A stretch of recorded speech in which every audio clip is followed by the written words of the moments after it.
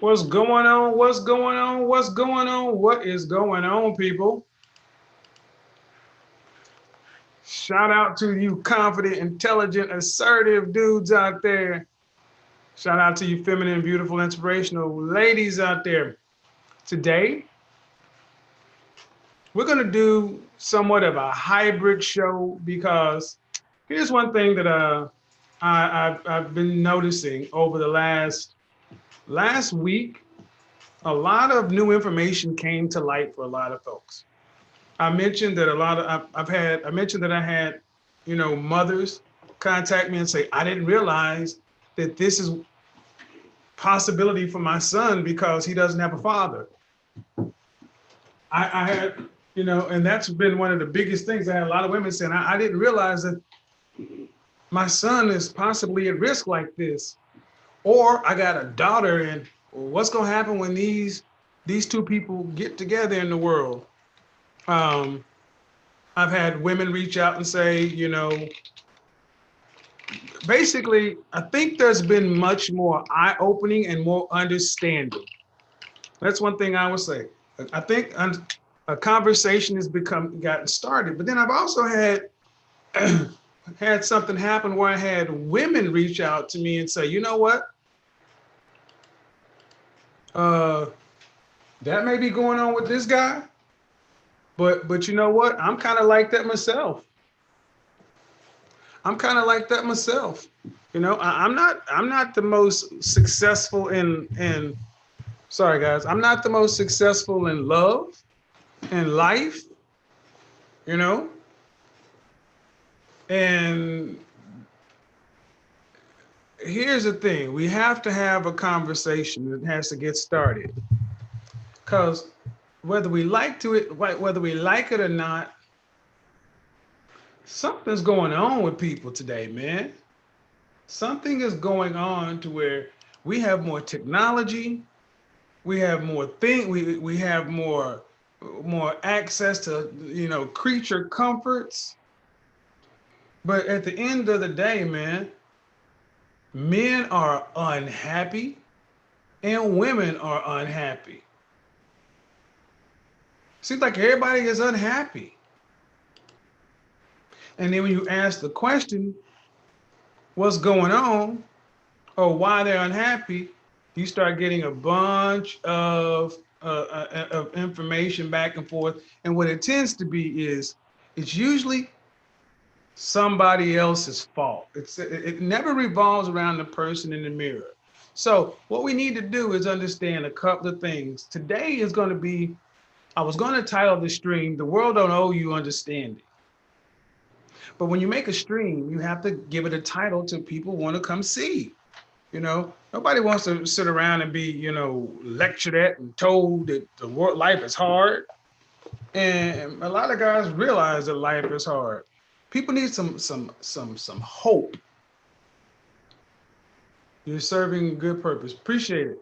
Understand something. So first off, let's if you want to support the show, support the stream, hit the like button.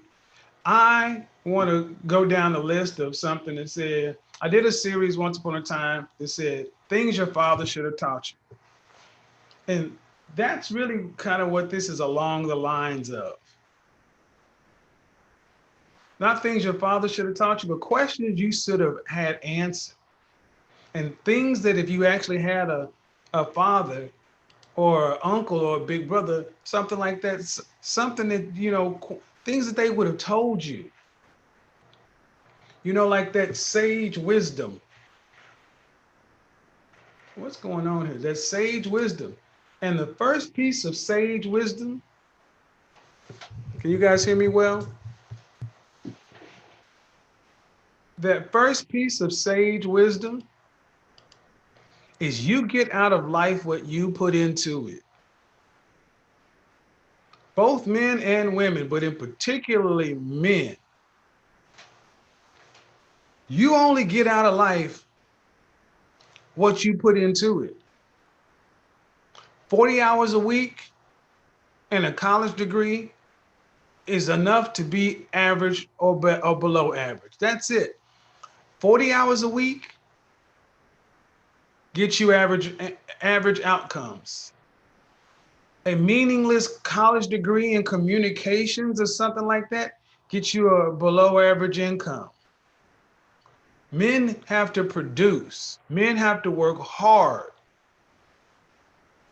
to get in the, see, in this whole social media generation where you've seen people get rich, Instagram rich and YouTube rich, the rules have not changed, man. You got to work hard just to get a shot. So first off, going to college to get a humanities degree is not smart. The top BS degrees: business management, business administration, marketing, communications, psychology, sociology, history, English, anything that's not science, engineering, technology, or math is a waste of time in college, in my opinion, for men in particular, unless you are going to professional school. If you're going to get a history degree and you're going to law school, and you got to go to law school. If you're going to get an English degree and you're going to medical school, then that's something. Because understand something, the world doesn't owe you understanding. Health field is a good degree. There's no thing called health field. See, no, there's no degree plan called health field. What are you talking about? This is a thing. If you're going to go into debt, you need to know why you're going into debt. If you're going into debt to get a college, going into debt to go to school, you better know why you're going into it. You call in the show and ask, why is marketing a poor choice? You tell me, here's the thing. You call in and tell me why you went to school in marketing. Because this is what we're going to do. I'm answering questions today. They're bad degree choices.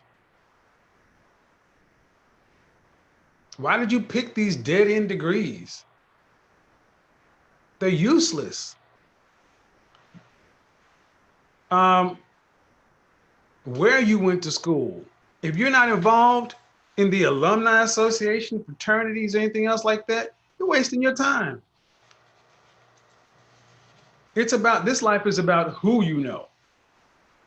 This life is about who you know and your network. So meaningless degrees, pointless degrees.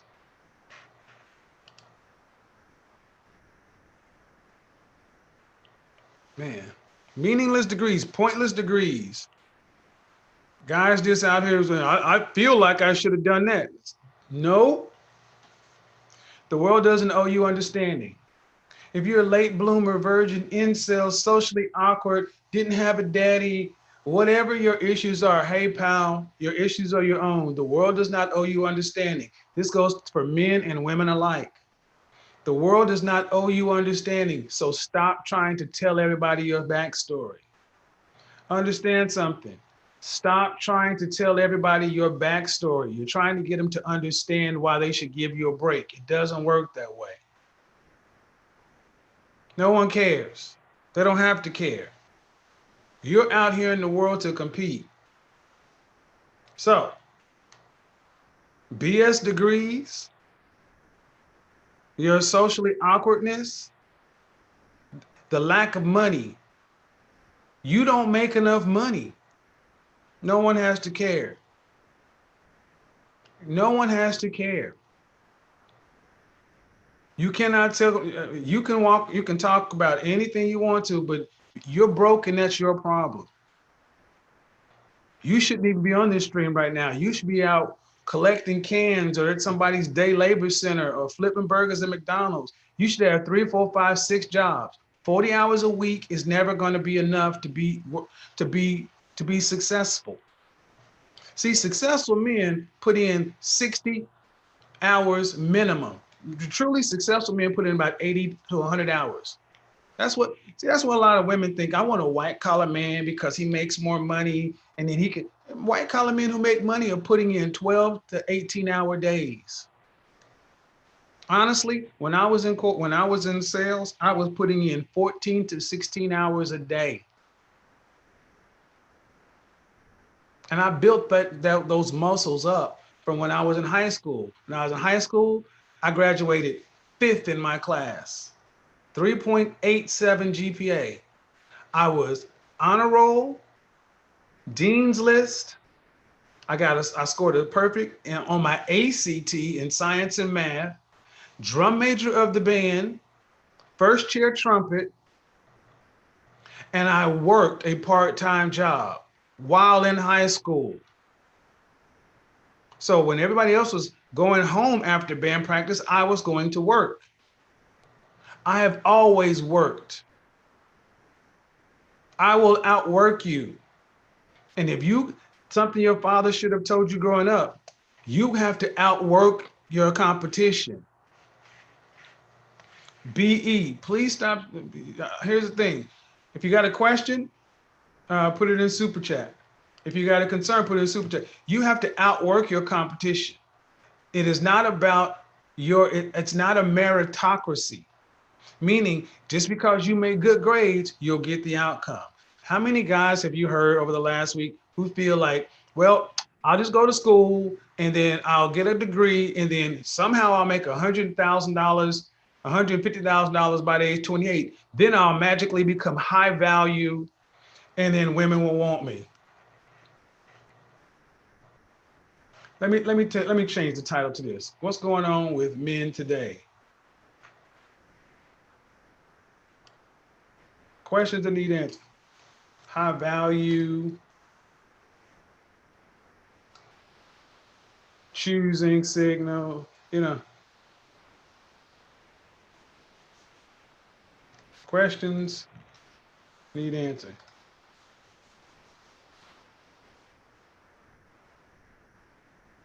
Yeah, need answer. What are some questions that you guys feel like you need answering? Because see, here's a lot of things. A lot of you guys didn't have a father growing up. You didn't have anybody advising you. Here's the reality. The average guy today had no one advising him. You just went to school because your mother told you to. You did what you were supposed to do, and now you're out here between the age of 18 and 25, and you're under no one's advice. You're just making up stuff. You talk to a counselor here or a guidance counselor here or somebody at the school, but you're just a number. You're making life decisions based on people who don't even know you.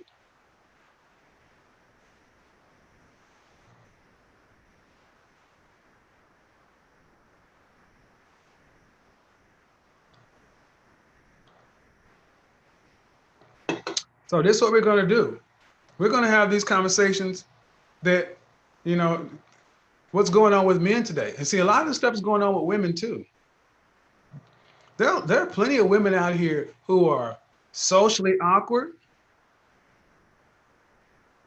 uh, incel like, and it's like nobody can relate to one another.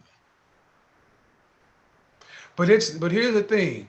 Whatever's going on with women, that has nothing to do with you as a man. As a man, you are responsible for yourself and the woman you pick. You get to choose. What are some of the biggest myths going around today online? What I hear a lot when I work with guys, I hear a lot of high value talk. I'm becoming a high value man, becoming a high value man, becoming a high value man.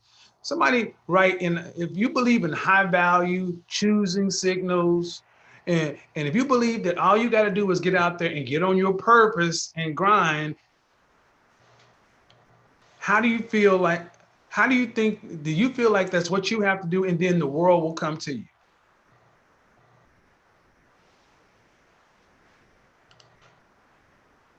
I'm going to put it in here. High value myth busting. High value myth, high value myths. High value is a six-figure man.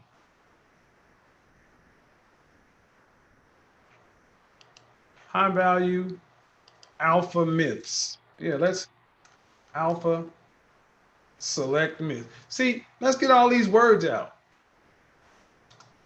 Because a lot of guys come to me and they want to work on their image. Obviously, and I'm cool, but yeah, Kevin, I want to work on my image. All right, cool. What do you want to achieve? As a professional image consultant, it's about outcomes. What do you want to achieve? Well, I want to get my image together.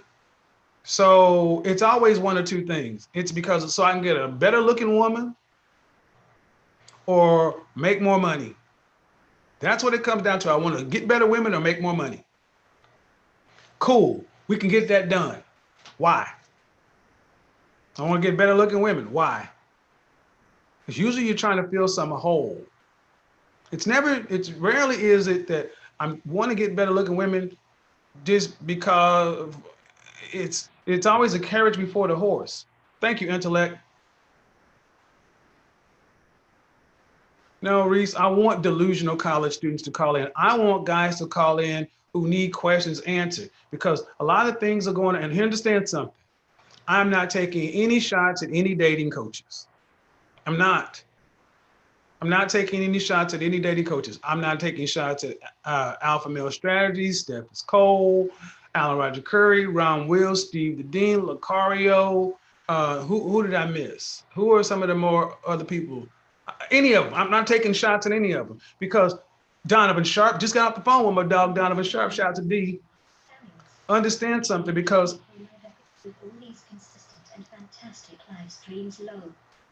so here's the funny thing. All those guys have had all the dating coaches that I know are successful, have had success with women, and will continue to have success with women.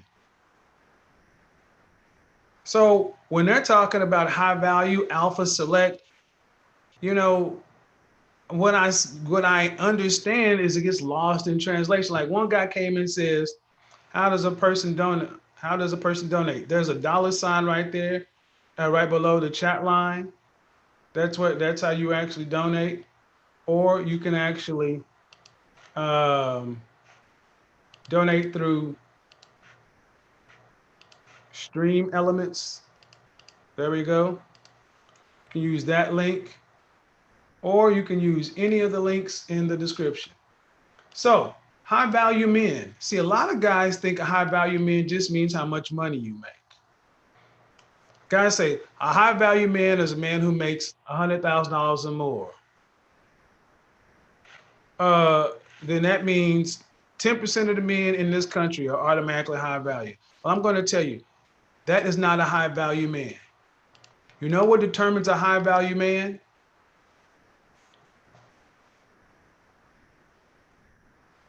High value man is determined by masculine male, by alpha male respect, select male respect, and by women desirability. See, what a lot of you guys think is I'll just go out and make some money and then I'll just be able to stand at a lounge and beautiful women will send me choosing signals. They don't know you. You know how many guys are making $300,000, $400,000, $500,000 a year and are walking around anonymous to people? See, this is what I mean. High value, select, alpha. These are all buzzwords, not buzzwords. I don't want to diminish them that way. These are all words that people use to create, to discuss and communicate a larger topic. But because so many guys today just don't have the basic fundamental information, you're misusing them. If you are corny, goofy, socially awkward, you can make $300,000 a year and you're still going to get the same kind of outcomes. You're going to get corny, goofy, lame because women don't find you appealing. So how do we fix it? Because there's so much things going. There's so many things going on with men today. A lot of men have just quit. That's why you see so many young men who have just given up on life. I don't even want to try, but life is long.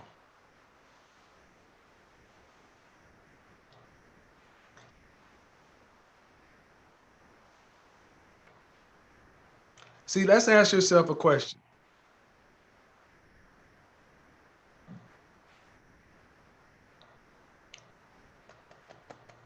What are you good at in life?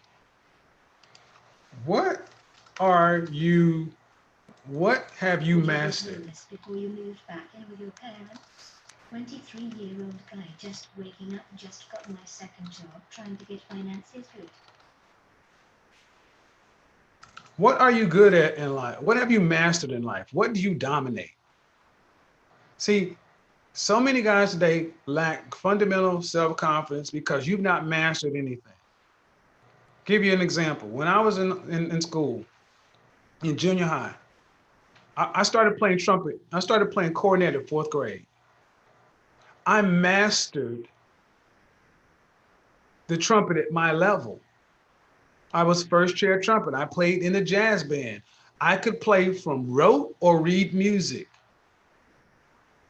I could play Herb Alpert, Miles Davis, Dizzy Gillespie. I could so math, but that wasn't enough. I also math. I was also a black belt in Taekwondo. What I really see a lot today, guys, is you were inside raised guys, grass fed, declawed lions. Here's the thing I need to ask you, Kevin Samuels. You're already a high, attractive black man, bro. Okay. First off, I made myself this way. Don't bullshit. I'm a very sad white guy. Well, that's your problem. What are you doing about it? I made myself the man I am today, and you've made yourself the man you are. Let's get right down to it. You've made yourself the man you are. You got to own that. Every last one of us have made ourselves the men we are. So don't come in here thinking you're going to get a pity party. The world does not owe you understanding. The world does not owe you understanding. Krav Maga for 12 months, congratulations. And what? What else are you doing? See, what have you mastered? What do you dominate? Where are you running full speed in life? And guaranteed, 80% of you guys are not running full speed in even one area. This is why the Petro principle exists. 20% of the men will get 100% of the women. 20% of men will get the attention from 80% of women. What's the Petro principle? High value men are strategic. So you don't know what high value men are.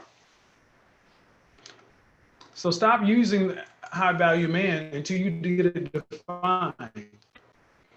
When I was a young salesperson, I realized before I even knew what a Petro principle was, I realized this: 80% of my sales came from 20% of my customers.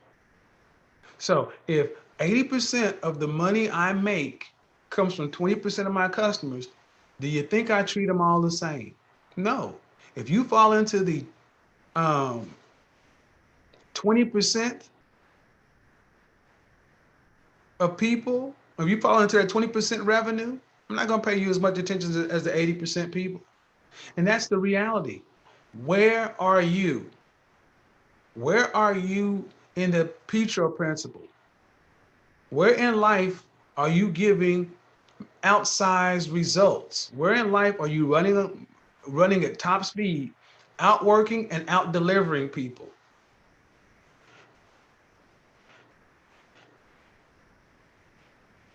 Whoa. Hey man, don't come in here talking. Go ahead. You need to go on, man. I'm not trying to hear all this boohoo Nazi Germany and all that stuff. Get out of here with that.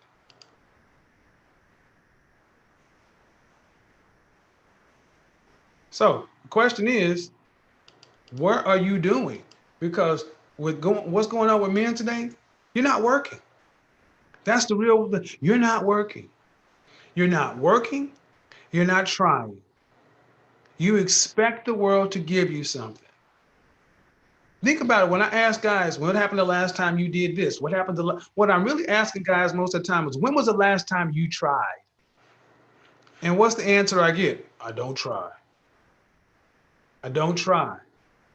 I don't try. Here's where you go from here. Uh, we are going to have call-ins, because if you need questions you need answered, if you disagree with me, if you think I'm wrong, You're right, Kevin. if you think I'm wrong, if you're like, nah, man, you're wrong, it's not that way, call in. Because here's the thing, you're going to have somebody with which to bounce your ideas off of, because at the end of the day, you got to look at the results of your life. Is it working for you? All right. Here, I have to grab a package real quick. I'll be right back, and we're going to get this started.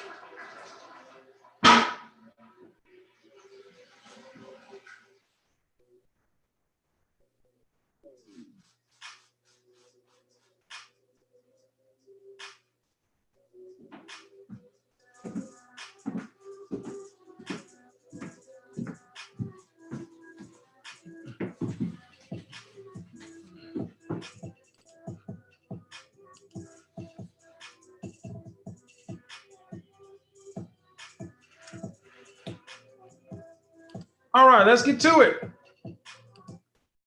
I'm too ugly. I'm too short.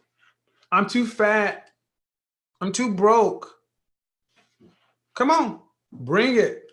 Because first off, the guy who came in and says trans gamer, no, it's not. It's okay, Kevin. It's easy for you. You're already a good-looking guy. Guess what? You know what matters to women more than facial looks? Your body. You can be an average guy, and I can make you smoking hot to most women.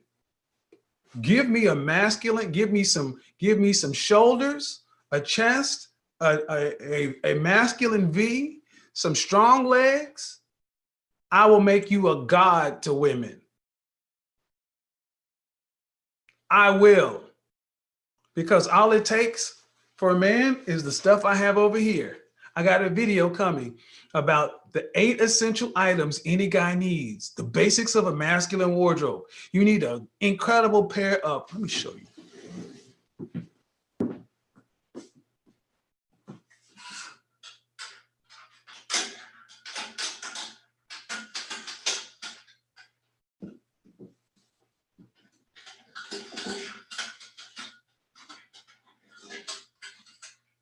Oh, come on over there.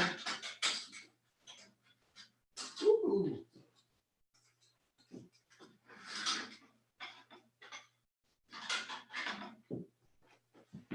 You know what you need? You need an incredible pair of black denim, an incredible pair of blue denim. That's it. A simple black or a simple white t-shirt, a black v-neck, white Oxford dress shirt, no button down.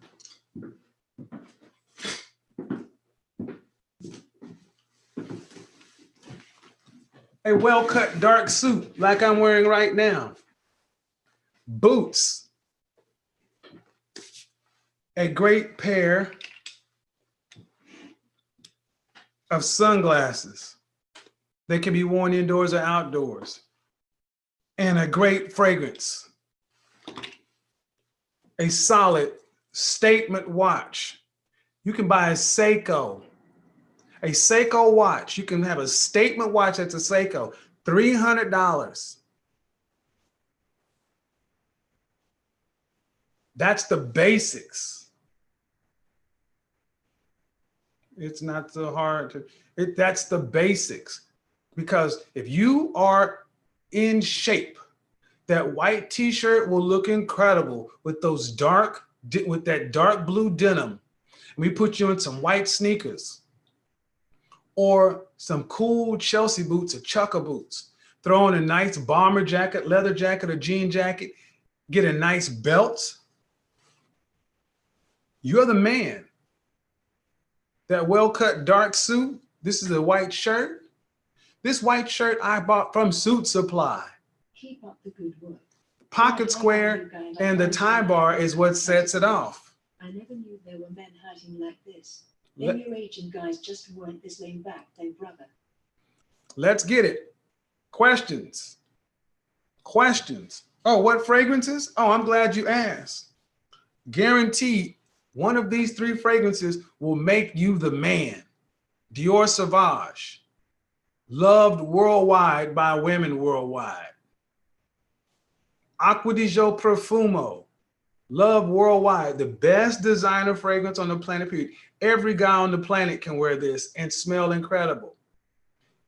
Both of these can be worn t-shirt to tuxedo. John Doe, I see you in the waiting room. Or this one, Blue de Chanel. See, that's what we're going to work on this year. We're going to get to the basics. I'm making content for the young guys. Older guys understand something. You're going to still be able to benefit from it too. But I'm getting you young guys out of these doldrums, stuck. We're going to get you happy. We're going to get you happy because I tell you right now, if you just trust me and do what I say, for 30 days, I guarantee you this. You do what I tell you for 30 days, life will be better than you ever imagined. Do what I say just for 30 days.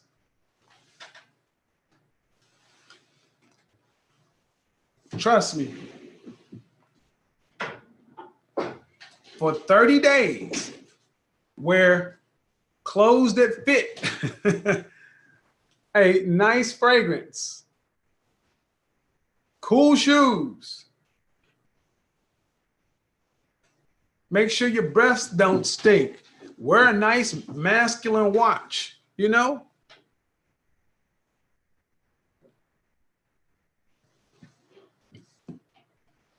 All right. John Doe. We're going to keep going, man. You can be determined and see, the thing is, a lot of you guys kill yourselves because you got bad information. You go out in the world thinking. Well, here's the thing. A lot of these guys on budgets, I expect you to work. I mean, each one of these fragrances is going to cost you less than $100.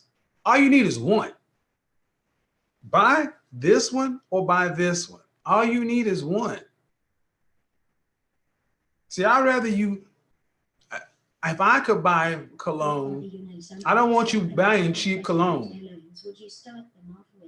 I don't want you wearing cheap cologne because the kind of, you will attract the kind of woman. See, beautiful girls are around guys with money, with stuff. Let's be real. The kind of women you want, we're talking about 8s, 9s, and 10s. 8s, 9s, and 10s are around the Kevin from Sales. They're around Chad. They're around Blake. They're around, and I'm assuming you're Blake's in training. Brad, Lee, Ahmed, Keith, and Enrique. These guys are around the women you want. So you got to smell like they're used to good looking guys smelling like. Dior Sauvage. Smell like a playboy. Smell like a playboy. Acqua di Gio Profumo. Smell like a bad boy. Smell like a bad boy. Blue de Chanel. Smell like a boss. These 3. And I guarantee you this, invest in your cologne And you can take women out to get ice cream. You can take them out on a picnic. You can go on inexpensive dates if you do what I tell you to do. And I'm not a dating coach, but I'm telling you, I'm an image guy, and I know what works.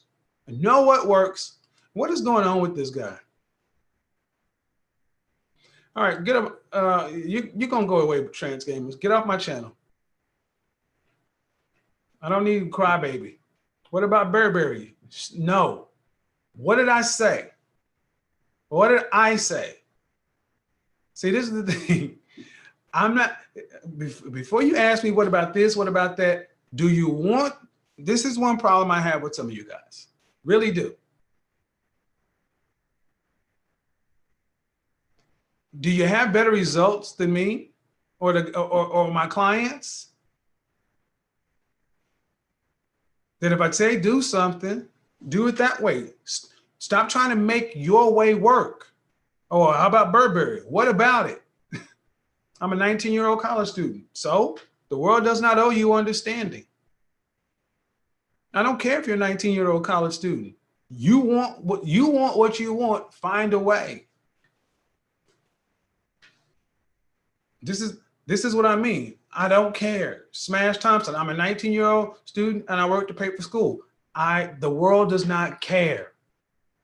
When you're out at the local college party and you see Brittany or you see Bethany or you see Tammy and all the guys are trying to talk to her, no one gives a shit that you're wearing a cheap ass cologne because I'm a 19-year-old college student. I work to pay for college. That's why your penis will stay in your pants.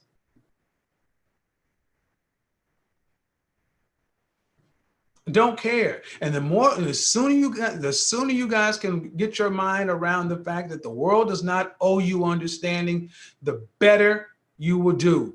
Because you'll stop making excuses and stop looking for easy way out. That's what's going to happen. The sooner you get real and realize that it's blood sport out here, and you're going to have to compete to get what you want. Because when I would see Smash Thompson's and the thing, when I was on a college campus, I would take your girl. I would take your girl because I was willing to do what you're not willing to do. I was willing to go put on the nice button-down polo shirt and the cool jeans and the nice loafers. I was willing to wear, at the time it was the hot cologne of the day.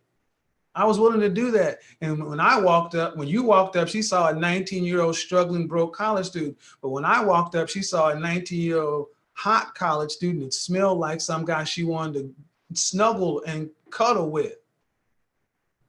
That's the difference between me and you.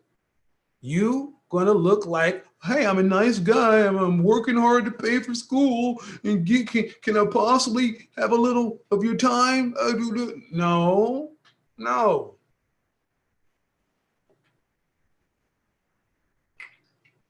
This translates out into your professional life.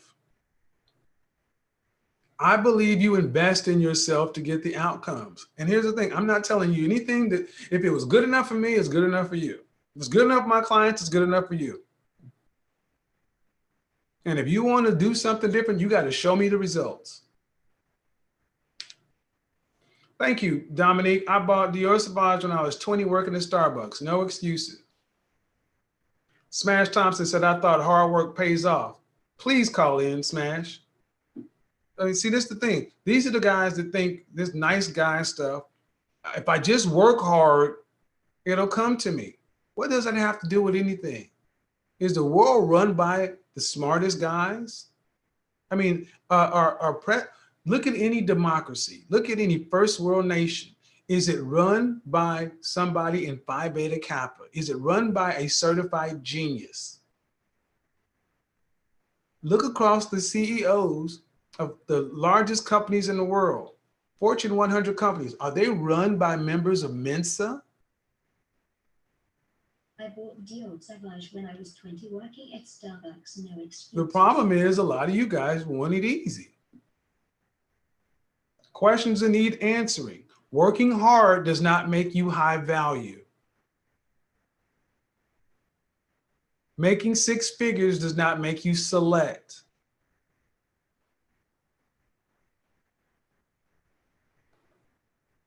None of this stuff means alpha.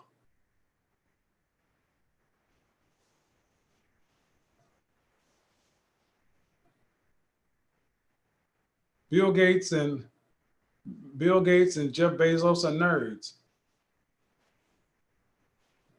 Fine. Yeah, thank you. Y'all talking like colognes is thousands of dollars. You can get a good designer cologne for less. See, the thing is, I want you to understand something. These dudes aren't even willing to put in the work it takes to get a $100 bottle of cologne. I want y'all to think about this. This is what's wrong with men today. You're not even willing to put in the work that it takes to go buy a bottle of cologne, yet you want the world as your oyster. Minimum wage is a lot of places anywhere from $8 to $10. You'd have to work a day, 1 8-hour day, maybe a day and a half, 2 days. You have to work 2 days to buy one bottle of cologne that's going to last you for 6 months. But you're not even willing to do that. And you expect 8s, 9s, and 10s to take you seriously. See, that's the thing. That's the difference between Chad and Brad, Kevin and sales. See, we look like our work.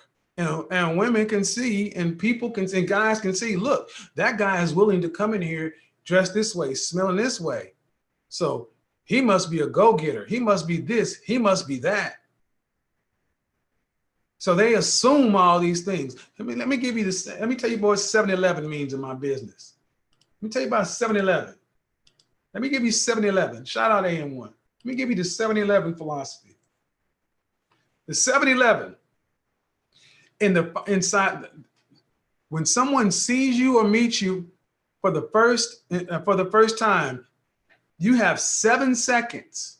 1, 2, 3, 4, 5, 6, 7. You have 7 seconds to make a first impression. In that 7 seconds, they make up to 11 assumptions about you. Pay attention. When people look at you, when people look at you, John Doe, you're just sitting in a waiting room. They assume your education level. Junior high, high school, associates, college, they assume your education level. They assume your economic level. Lower class, middle class, up class. They assume your level of credibility, believability, competence, and honesty. They assume that they assume how credible you could be, how believable, how competent, how honest. That's why you would see, well, anyway, they assume the level of trustworthiness. They assume your level of sophistication. Who has a higher level of sophistication? A guy who wears a cheap knockoff cologne that smells like, or a guy who smells like good cologne. They assume your sex role identification.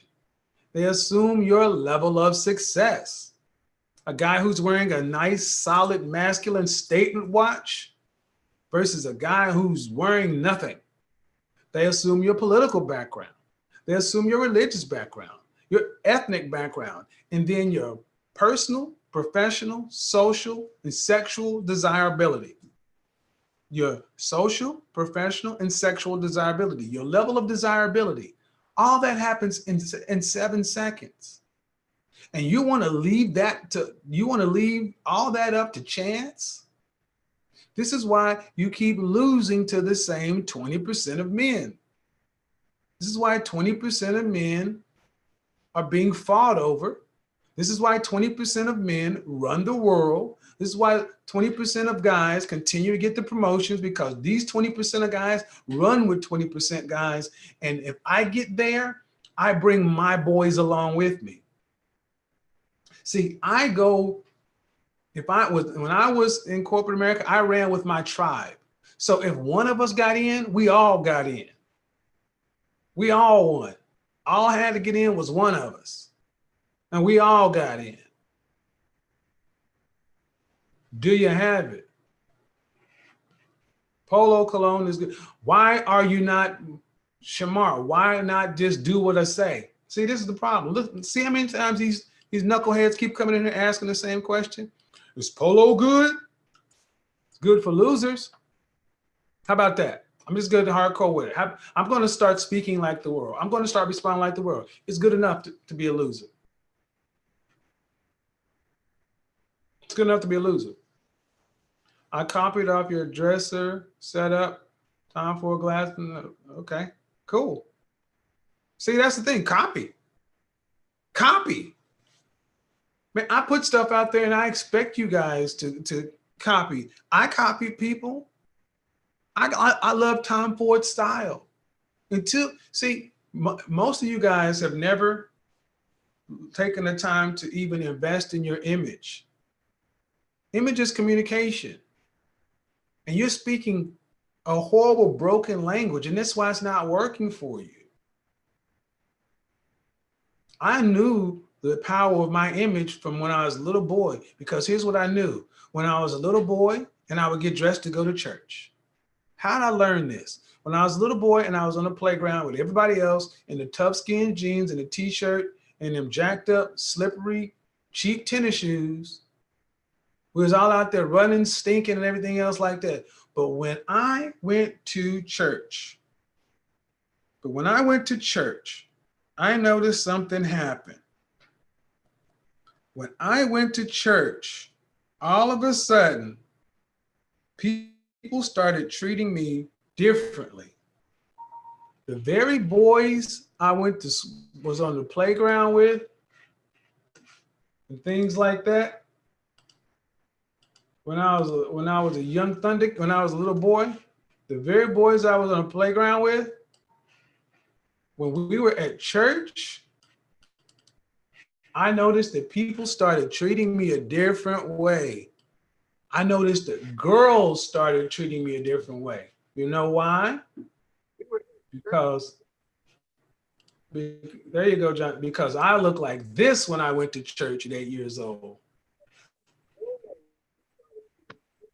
You see that smile on that boy's face and that white three-piece suit with that cranberry tie and that cranberry pocket square? Smooth. Look, you see that fro? Does that not look like pure freaking joy to you? Because when the same little girls, they would sit around and be like, oh, you stink, you're funny, whatever. They were, oh, you so fine, he's so cute, he's so this. Oh, the women were like, oh, your boy is so handsome. Good look. Men would come up. Hold on, John. Men will come up and be like, oh, look at your son. Man, look at you. Young man, you look nice. Mm-hmm. That's where it is. That's why I know. That's where it all started. I realized, you know what? If this works at this age, if this is the difference people treat you just because you put on this, you can choose that. Go ahead, John. John, what's going on, man? What was the problem? If this works. What? Go ahead, man. What's going on? Okay, dude. You're gonna have to turn off the mic, you're gonna turn off the YouTube channel. Get by the microphone, no background noise. Yeah. Did you hear me? I wear a streetwear, my guy. I get all the bitches. I'm gonna say it again, John. You have all this stuff going on. Turn off the YouTube channel. Get off the Bluetooth. Get on the microphone so I can hear you. Please. Can you hear me? Really? When you get yourself together, you can come back, man. I cannot hear you. But I want you guys to pay attention. Listen to how I want you guys to pay attention how low energy these guys sound. Low energy. What's going on? I'm sad and depressed. Okay. But if you walk around through life talking like that, you're going to get that back from people. Thank you, Jay. Where is this boy's energy? It'll kill your image real quick. Life talking like that, you're going to get that back. Mute the YouTube channel in the background, please. Okay. Where is this boy's energy? Hello? Hello? Go, John. Yes. Yeah, so can you summarize what the conversation was about? No, you called into my show. What did you call in for? It's not, what are you talking about? So basically what I got, because I had to turn off the channel, I didn't get where we're currently at right now. What is your question? We're you said call in about if we're in college and we're under 20 years old, between 19 and 25, and you were going to tell us about our style. No, that's not what I was going to tell you about the style. We're talking about what's going on with men today. Questions that need answering. High value, alpha, select myths. All right. What are you having a problem with, or what's confusing you? I wear streetwear, right? Hold on. Okay. Hold on. Are you are you somewhere where you can just have no background noise? Because it sounds weird. We're in a car right now. We're driving. Okay, go ahead. I said I wear streetwear, right? And people love it. People treat it as if I'm wearing like the biggest name brand suits. I get compliments every day. How old are you? 19. 19. And when you say people, you're talking about who? Other than Everybody. 19? You mean other people around your age? Yes. Adults. No. You get compliments, which is fine for your age cohort. Are you in college? Are you in college? All right. So here's what we got.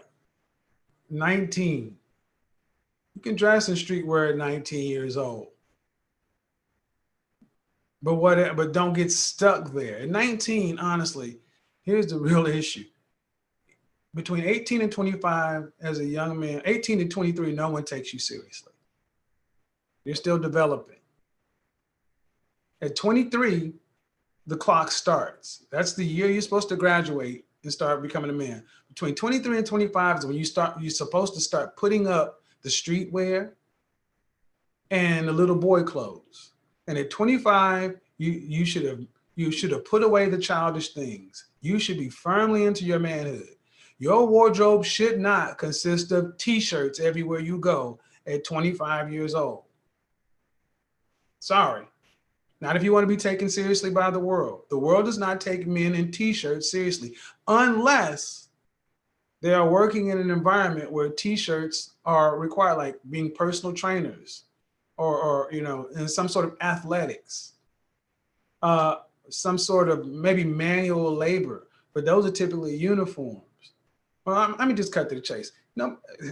It's either a uniform, and see, if you're wearing a uniform, even if you go to a gym, 24-hour fitness, Gold's Gym, they have polos on. They don't walk around in t-shirts. T-shirts are acceptable casual wear, but how you wear, but you get so much further wearing a button-up, wearing a Henley, wearing a button-down Oxford. And see, the problem is so many guys refuse to want to grow up because you want to be comfortable. All right. And this guy comes in, and here's when you always have somebody come in and do what this guy comes in. Elon Musk has $1 billion. He wears a t-shirt every day.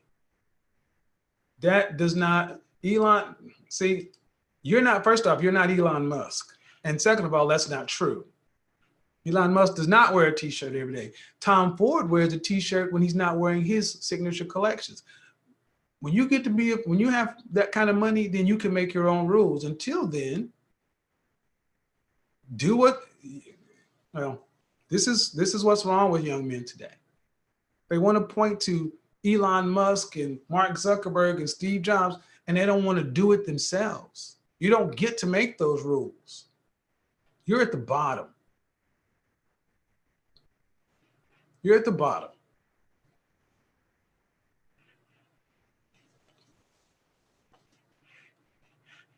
If you have a question, either get on the panel or put it in, highlight it. Wow. Hello? Yes, August. Yeah. Sorry, my phone died. Yeah. Like I was saying, I wear streetwear. I the point is that what you need a suit to be successful or something. I wear streetwear. So what? Are you in college? Yeah, I'm in college. Okay, so why would you need to wear? Hold on, Jay. Jay, Yeah, hello. hold on. Let me hold on. I want to get the right guy. Who is this? August? Yeah. Is that you that talks about the t-shirt? What's your point? That you don't have to dress up? Is that ultimately your point? In the field that I'm going into, I'll never have to dress. What is your field? Computer science. Bullshit. That's bullshit.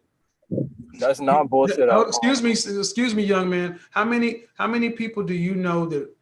Name me some of the companies that you will be talking about. Where you go get a job. Name them. I already have a job working. I said name the companies. Mapsfoundation.com. And continue. What other people would employ people with your skills? There's more than one company. IN cell phone repair. Facebook. Google. Facebook's. Okay. And you mean to tell me that you think that the people who run these organizations wear t-shirts? Yeah, they could wear whatever they want. No. You mean to tell me the people in middle and upper management wear t-shirts to wear? Exactly. You mean to tell? Okay. First of all, I've been in corporate America for 25 years, and I'm still a corporate image consultant. You're 100% wrong. I'm not really debating my opinion. You have an opinion, but I dare you to do this. Go out and Google, go out and search and see how many people you find in middle and executive management who are running these Fortune 500, Fortune 1000, Fortune 2000 companies that run around in t-shirts all day long. This is you young guys' problem. You think because you see Mark Zuckerberg in a t-shirt and you watch these shows on HBO, you think that that's the world. You think that that's the world. That is not the world. And I'm not going to argue with you about it. You're 19. For a startup company. You're 19. You're 19. Exactly. And there are many. You're 19. Okay. I'm not arguing with a 19-year-old. What am I doing? All right, Jay. Jay, go ahead. Yeah, hey. So I'm a first year graduate student. I'm 22 years old. And my question is basically like every time I go shopping, I get like overwhelmed because I just, I go and I want to buy like all these things, all these clothes. So I guess how can I kind of like divide that up so I don't feel overwhelmed and I don't end up pursuing I'm sorry. I need you to repeat your question. Something else was coming in. Oh, I'm sorry. Can you hear me now? Yeah, go ahead. So my question was every time I go shopping, I feel overwhelmed because there's so many options. So I guess how do you like narrow down that selection? Like, do you have like a list? This is why, Yes. This is why I suggest. What you said how old are you? 22. And your degree is in what? Architecture. So I'm going in graduate school right now. One of the best things you can get for graduation is an image consult, a virtual consultation, because it addresses exactly what their problem is. When you go into any store, when you go any place to buy stuff, there are 9 style personalities that men most resonate with. 9. That means 9 different styles. A tie, a suit, whatever, 9 different style personalities. So when you go in, you don't know what your style personality is. So you just look at a bunch of different items. Knowing what your style personality is, knowing what lines up best with you, helps you realize what doesn't work. And then you start from there understanding the fundamental pieces you need of a wardrobe. This is why men don't wear, this is why people don't wear 70 to 80% of their clothes, because they go buy stuff and then we'll go in and buy stuff that's on sale or on clearance or on this or on that, an impulse buy, and it really doesn't resonate with us. But then if I said, hey, we're going to we're going to the mayor's ball or going to meet the governor, you know exactly what you go grab in your closet right now. You know what looks best on you. That's the kind of stuff you need to go buy. So you ultimately need a plan. That's really what it is. Mm-hmm. Let me say this again. Building a wardrobe, it's a plan. You don't just do it. Were you raised by your father? I was not. Okay. So most guys did not see a man's wardrobe. You saw a woman's wardrobe. So a lot of guys, we think about clothing and shopping like our mothers did. They just bought stuff. Yeah, that actually explains a lot, because I definitely buy things in bulk and I don't end up wearing a lot of it. But when you buy things in bulk, are you buying them on sale or on clearance? Usually if it's a sale, because I know eventually I'll get to wearing it. So basically, if you buy it on sale, that means it was brought. That means a store had a buyer come in. A buyer says, this is what we want to stock. That means you can only pick. 23-year-old college student. That means you can only pick from what a buyer chooses. You're already limited. Mm-hmm. Then you have to end up realizing that the stuff that did not move gets discounted. So you're already picking the least popular stuff, and stuff changes every season. Mm-hmm. Buying on sale or on clearance is a horrible idea unless you already know your style personality and you actually have an image plan. Then you can just go get the pieces. All right. Thank you so much. No problem. Yeah, I want to go back to the young guy who was 19. You can see, this is what I mean. So many of these young guys, they want to somebody, you don't have to. You can dress like, yeah. I hope you go to your interview in a t-shirt. I really do. Quick question, what are your thoughts on the stock market and what stocks are you investing into if you are investing? Different question. Thoughts on the stock market. I allow my broker to do that for me. I don't do that myself anymore. I used to, but too many things going on. Understand something. You young guys who are going into computers, information technology, these things, you want to believe that the rules have changed. You want to believe that I can just wear whatever I want to. Okay. Because it's Silicon Valley. Okay, you can. But understand something. This is the very show I'm talking about. Silicon Valley. This is how so many guys want to believe they can dress. See, in Silicon Valley, it's different. But who runs these companies? These companies are run by people who have boards of directors to deal with. They have to deal with the public. Nobody takes the guys that look like this seriously. No one takes guys that look like this seriously. I don't care how many millions you want to say they have. No one takes these guys seriously. No one. And it's a immature mindset. It's an immature male that really wants to sit here and think that you can run around in t-shirts in corporate America and excel. They're going to have to show me the companies that are being run by these people, not worked, not coding, not doing a task. Well, Steve Jobs wore a mock turtleneck. Steve Jobs, he also founded the company. Mark Zuckerberg. Let me show you something.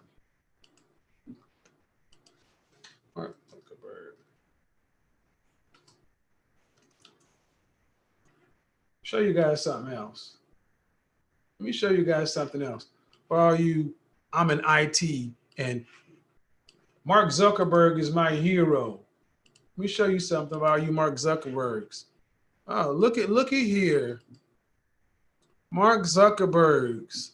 That's Mark Zuckerberg's version of a suit because he has an image consultant. And when he had to go speak before Congress, you better believe he dressed the part because he talked to somebody like myself and they said, you can say what you want about your gray t-shirt and jeans, but when you got to go before the people who hold your life and death in their hands, when they hold your financial future in their hands, you're going to play this game, Mark Zuckerberg. Why should you pay attention when Mark Zuckerberg wears a suit? This is your God. This is your hero.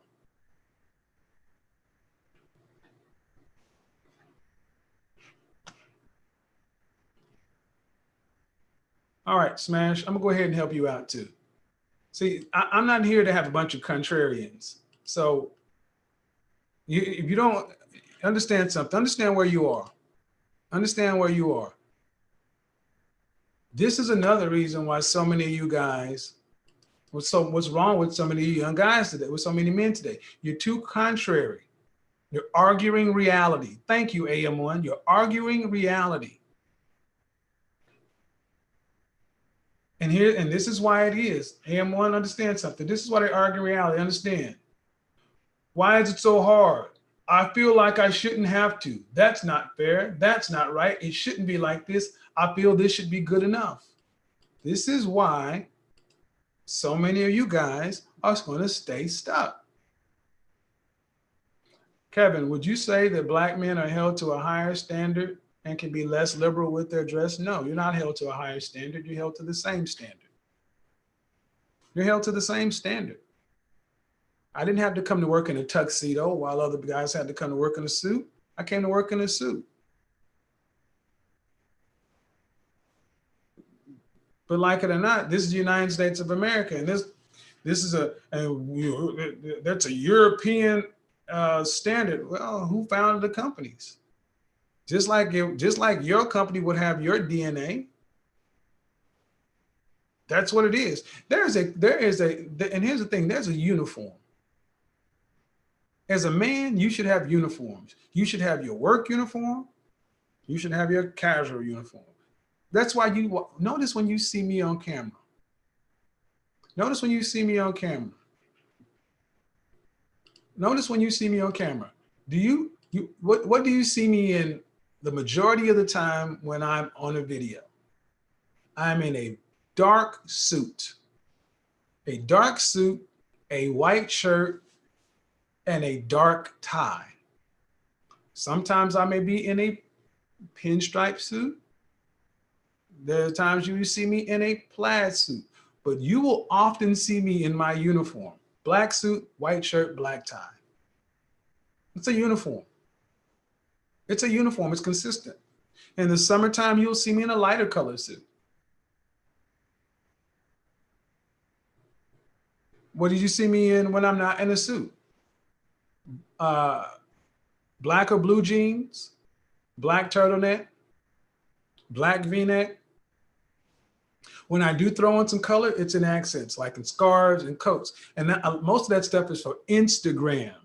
But when I'm working, I'm in a uniform, power suit.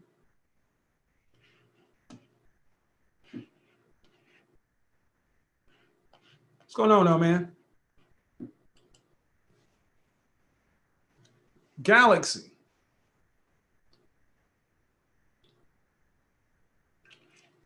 We've lost respect for our elders. Most certainly, BT. But the problem is, it's not hurting your elders. Would I recommend Macy's? No. I recommend Suit Supply. I recommend Suit Supply. The suit that I have hanging up right there gets me more love than my Tom Ford suits. I'm going to put together a look for young men and young professionals and guys who are not Henrys yet. I'm going to break it down to where I expect you to earn a lot of freaking money, but I understand you got to get there. So I'm not going to ask you to be me, but I am going to ask you to work your ass off to be the best you possible.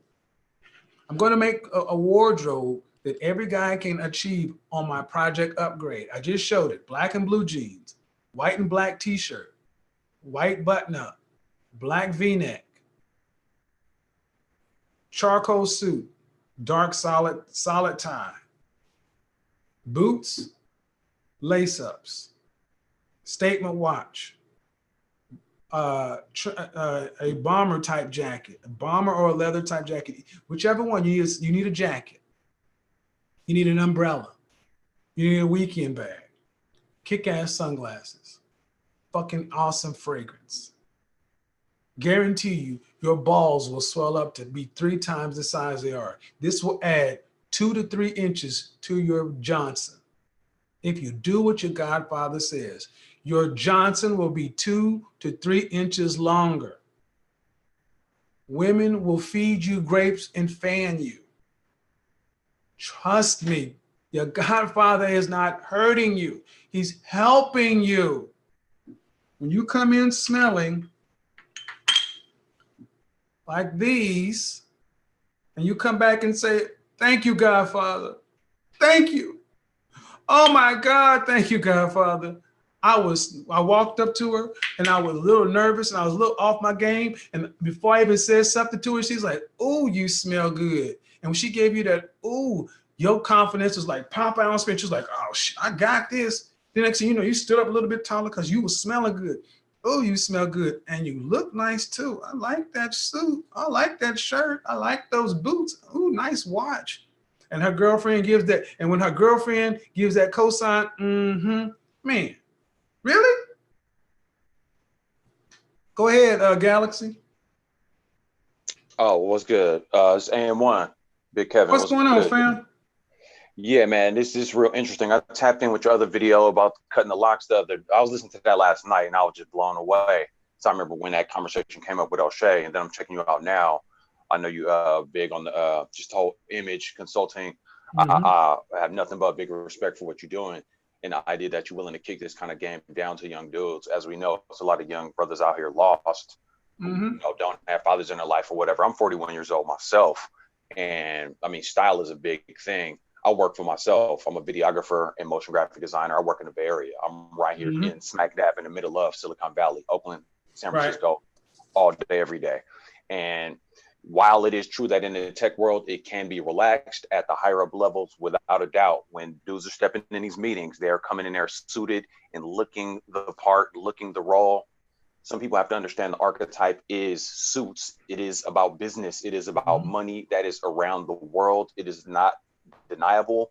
It doesn't matter how you feel about it, because reality does not give a shit about your feelings. The bottom line is, Black folks are behind, young brothers are out here lost. So you better be looking to take advantage of everything you can do to level up and be competitive out here, or we're going to stay behind.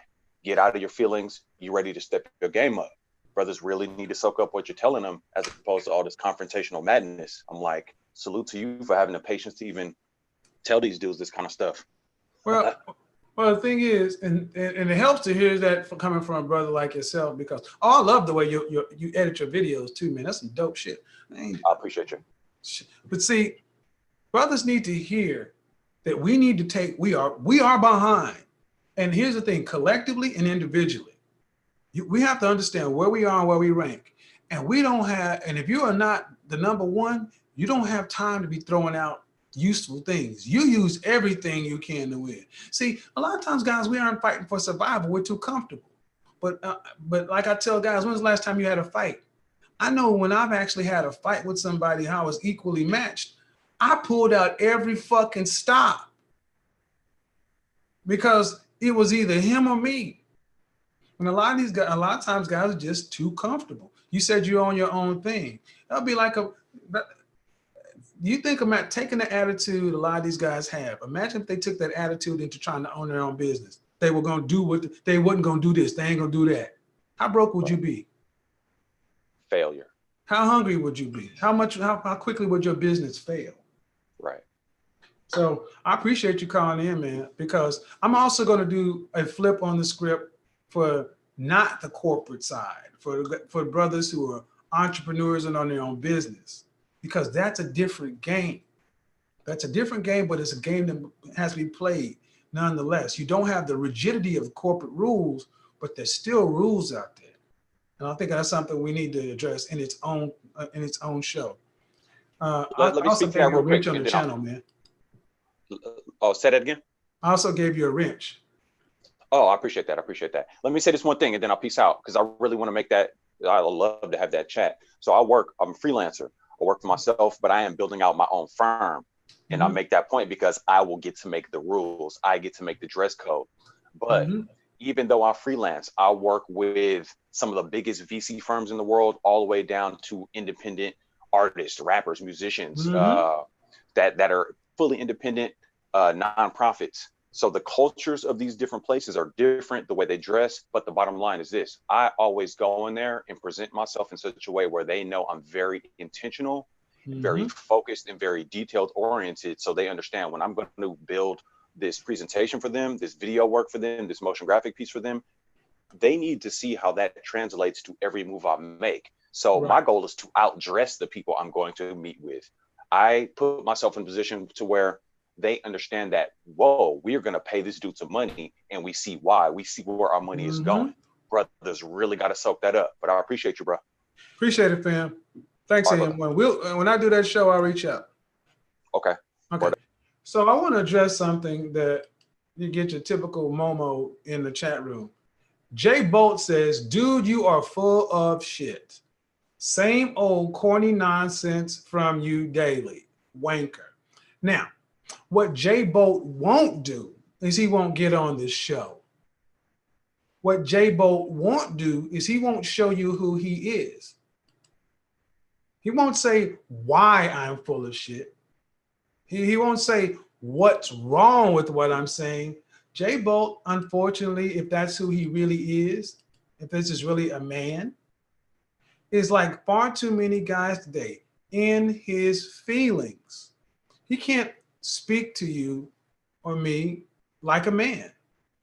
He has to come in and say, oh, you full of shit. What's full of shit, Jay Bolt? Same old corny nonsense. Well, it may have worked for you on cell block 1 when you was out slanging and banging or hustling or selling meth or doing whatever you was doing, whatever you did in the streets or in the trailer parks or whatever, or hey, maybe that works because people who use your kind of language, obviously, aren't very intelligent. You obviously are not out here competing like with us men. You're not a business owner. You've not been in the white collar corporate professional world. You're doing some sort of hustle out here, which is cool. So you don't have to believe in this corny. Understand something, brothers, gentlemen. This man is saying simply by dressing like a man and going to compete with men in the environment of men is corny. I would love to know what your father would say, Jay Bolt. Oh, didn't have one raised. He didn't raise you. No heat, no judgment. Neither did I. But I didn't use that as an excuse to become less than. I didn't use that as an excuse because my mother taught me this. I didn't use that as an excuse for why I couldn't compete. He may be trolling, but I'm going to use Jay Bolt as an example because there's truth in trolling. There are a lot of guys who feel like this is corny. It's lame. Let me go back to the original statements. Why is it so hard? I shouldn't have to. That's not fair. That's not right. It shouldn't be like this. I feel like it's good enough.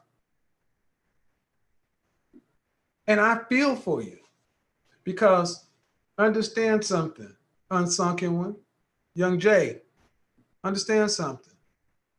These guys don't have to get beaten by Chad or Brad, Enrique, Ahmed, Lee.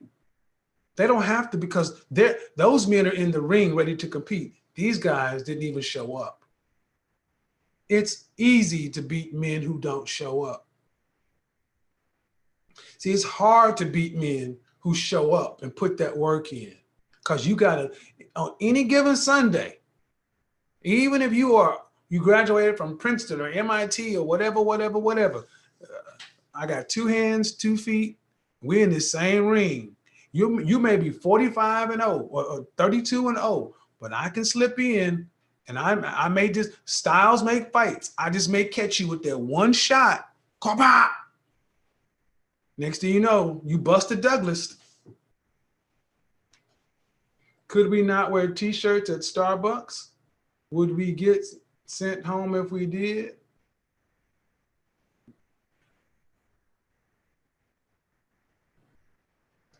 Can you wear t-shirts at Starbucks? Would we? We could not wear t-shirts at Starbucks. We would get sent home if we did. Yeah, that's true. Yeah, I mean, I'm not, what I'm trying to ultimately teach is understand something. Competitive men compete. Obsidian is in here. Shout out to Obsidian. Obsidian often talks about how he, through no actual consultation, he overheard me saying something about, we're business owners, we got to address things like business. And he's actually taken the information of a professional and integrated it to his results. T-shirts at Starbucks.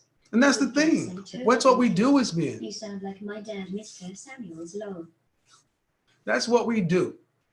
You don't have to time him out, man. Let him be in his feelings. But if you're going to come in talking crazy, man, I'm going to keep using you. Talking about being raised by women. So we'll take Jay Bolt, here you go. See, you don't have to keep throwing sideways shots. Get on the show like a man and tell me why I'm full of shit and why it's corny. No insults. Come on in. Tell me and tell the 412 people watching why this is bull, why it's corny, why it's lame. Tell us why from your wealth of experience and knowledge. I didn't miss your first super chat, did I? Let me go back and look. I want to see. Here's the thing. I understand guys don't like this, but I don't really care what you like. I care what works. Shy. I'm a 23-year-old college student woman, no kids, and I want to know what practical advice you have to make me more attractive to a high-value man. I'm not ratchet. I keep my appearance up. Shy, would you be willing to get on the show? I can help you out if you get on the show. You don't have to show your face. See, here's the thing. Jay Bolt is here because he needs something. If he really thought all this stuff didn't work, he wouldn't be here. And this is why so many young black men, young men today, young black men in particular, don't know how to ask for help. He does not like what I'm saying because he knows it's going to make it, he's going to have to adapt to compete. He doesn't want to change because he doesn't like it. Men don't worry about that kind of stuff. Men do what we must do. So he knows there's something missing. And he does not know how to communicate or express himself. He doesn't have the emotional language of a man. He has the emotional language of a girl. I get it. This is why they come in with the insults and the shaming. But at the end of the day, why are you here? If you think it's so corny and lame, you don't have to be here. But not only is he here, he keeps raising his hand. He wants attention. There's answers he wants.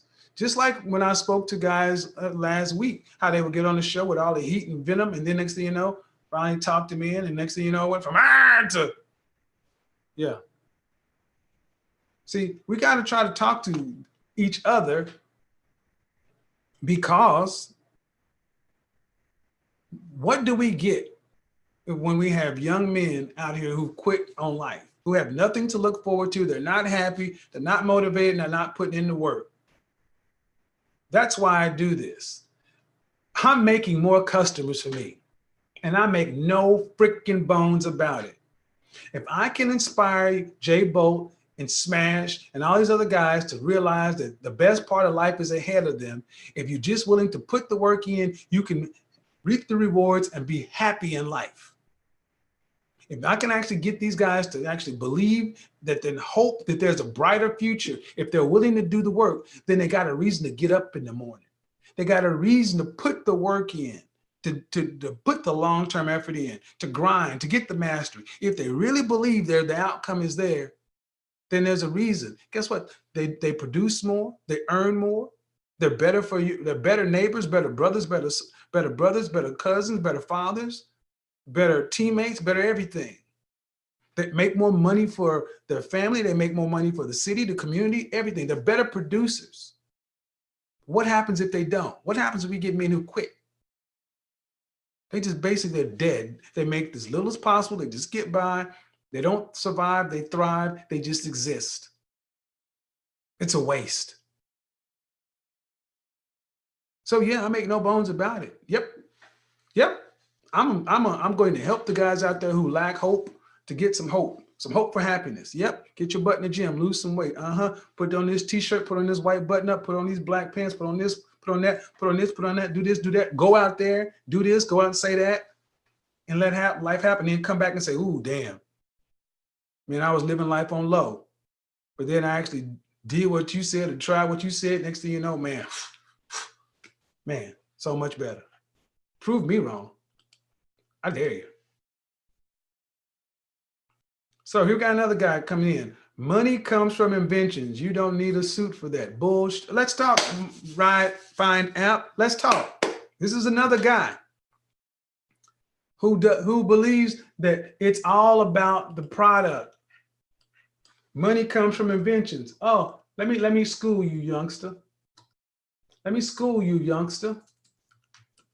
Something your daddy should have taught you. But I'm gonna tell you what it is. I got you, Ed. I got you, Ed. Let me tell you why you're wrong. See, thinking the best invention wins is childish.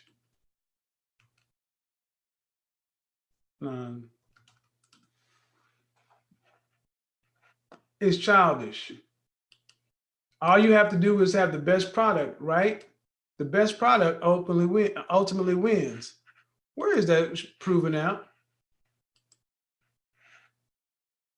Where is that borne out in history? Anybody familiar with Tesla and Edison?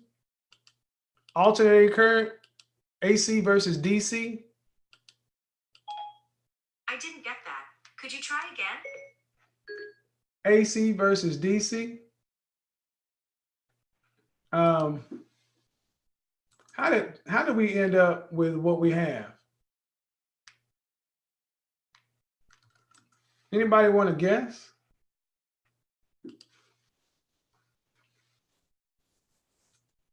And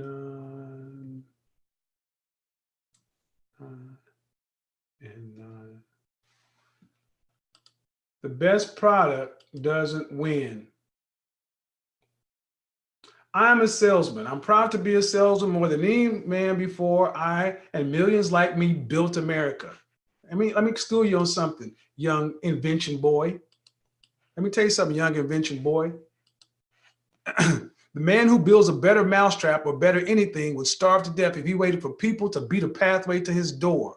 Regardless of how good or how needed a product or service might be, it has to be sold. It has to be sold, youngster. Come on, what did he say? It has to be sold. It has to be sold. Where is he? Where is he? Where's the Find app dude? Where is the Find app dude? It has to be sold. Eli Whitney was laughed at when he showed his cotton gin. Edison had to install his first electric light for free in an office building before anybody would look at it because kerosene worked just fine back then. The first sewing machine was smashed to pieces by a Boston mob. People laughed at the idea of railroads. They thought that traveling even over 30 miles an hour would stop the circulation of blood. McCormick strived for 14 years to get people to use his reaper. Westinghouse was considered a fool for stating he could stop a train with wind. Morse had to plead before 10 Congresses before they would even look at his telegraph. The public didn't go around demanding these things. They had to be sold. They needed thousands of salespeople, trailblazers, and pioneers, people who could persuade with the same effectiveness an inventor could invent. Salespeople took these inventions, sold the public on what these products could do, taught customers how to use them, and taught businessmen how to make profits from them. I'm a salesman. I've done more for America. I've done more to make America what it is today than any person you know. I was just as vital in your great-great-grandfather's day as I am in yours, and I will be just as vital in your great-great-grandson's day. I've educated more people, created more jobs, taken more drudgery out of a labor's work, given profits to businessmen. I have given people a fuller and richer life more than anyone in history. I dragged prices down, pushed quality up, and made it possible for you to enjoy the comforts and luxuries of modern things. I've healed the sick, given security to the aged, put thousands of young men and women through college, and made it possible for inventors to invent, for factories to hum, and for ships to sail the seven seas. How much money you find in your paycheck and whether or not you enjoy a future and whether or not the luxuries of these kind of things are going to be in the future will depend on me. The loaf of bread that was on your baker's shelf today was there because I made sure the farmer's wheat got to the mill. The mill was the farmer's wheat got to the mill, that mill made the wheat into flour, and that flour was delivered to your baker. Without me, the salesperson, the wheels of industry would grind to a halt. And with that, jobs, marriages, politics, freedom would be a thing of the past. I'm a salesperson, and I'm proud to be that. Grateful. I serve my family, my fellow man, and my country. Tell me how the best invention wins without salespeople. I'll wait for you, youngster. Things don't have to be sold. Invention. Yeah. Hello. Yes, ma'am. Hey, this is Shy. Hey. So look, I'm at work, so I just had to run outside real quick. But I was calling in for your basically your input. So I'm 23. I'm a single college student. I don't have any children. I'm kind of working on my goals right now. I'm in school for elementary education. And I have noticed that a lot of the men I attract, and it could just be my environment, but I noticed I attract a lot of I do attract men with money, but they're not necessarily the high value men, like maybe like a judge or lawyers. I attract a lot of athletes, some rappers, and men who are more in the entertainment or kind of like sketchy. I get my money in a sketchy kind of way. What can I do to make myself more attractive to more professional men? Professional men, yes. Okay. You want to attract professional men. You're 23 and what city do you live in? I live in Huntsville, Alabama. All right. Where do you go? Where do professional men like that you're interested in go? Honestly, I'm not sure. I think they probably go like to maybe bars and stuff. Well, so you want to attract physicians, attorneys, investment bankers, corporate white collar guys. Yes, I met a professional guy. He works for Apple and he does like software stuff. I've only met one of them, and he lives in California. We met right. And you're in Huntsville. You're in Huntsville? Yes. What's the population of Huntsville, Alabama? Oh, maybe I'm not sure. Maybe 194,585. Oh, okay. And what percentage of the population is race of black? Right. Okay. So if you are looking at less than 200,000 people and a percentage of those are black, you're gonna have to leave. That's what you're gonna have to do. You're gonna have to leave in order to find professional black men, because there's no way in hell I would work in Huntsville, Alabama. Where are you? When will you be out of school? Probably 3 semesters from now. I start my major courses next semester. So until then, you're not going to be able to find them locally. They'll be online.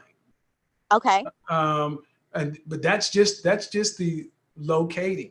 of them. You're going to have to put yourself in places where these guys go, because the kind of guys you're looking for, and I'm assuming you want them to be high earning, good looking, good smelling, and all this good stuff. Yes, sir. Guess what? They're going to be in high demand. They're not online on Tinder and on Bumble looking for you. You're looking for the So 20. You're looking for the 20 or 10%. okay, so I have a question. Would you suggest, because I've talked to some of my friends and they said that I should maybe like try to volunteer at different, and if this the wind is getting, I'm outside, but I should maybe like try to look on like the Eventbrite and like different events, or like the Chamber of Commerce and different things like that, and try to volunteer. Do you think that's a good idea to mix Yes. and mix both? Yes, because because here's the thing. You got to ask yourself, do you want to be a wife? I do. Okay. Why? Why? Yeah. Because I believe in family and legacy, and it's something I've always wanted. I always wanted to be a stay-at-home mom and children and things like that. Were your mother and father married? No, not at all. So, if you actually ran into the kind of guy you say you want, what is he getting when he gets you? What is he getting? He is getting a helpmate. He is getting someone who can help cultivate his ideas, who will, I don't want to just say hold him down, but he's getting a woman who can understand him and help grow what he has already established. Prove it. How? There you go. That's up to you. You got to prove that. Sounds good. Got to prove it. This is why going to chamber meetings, volunteering, getting involved in local civic things. If you really want to be a housewife, if you really want to be a wife, you need to figure out what I'm getting for you as a wife. And it's got to be more than just to help me, more than just a hot piece of ass. I need to see that you really are out serving somebody else other than just sitting at a bar looking cute. This is why it will be good to go to networking. You need to build up these social skills. You need to hang around wives and women looking to be wives. Because what it sounds like is you want to be affluent, which is cool.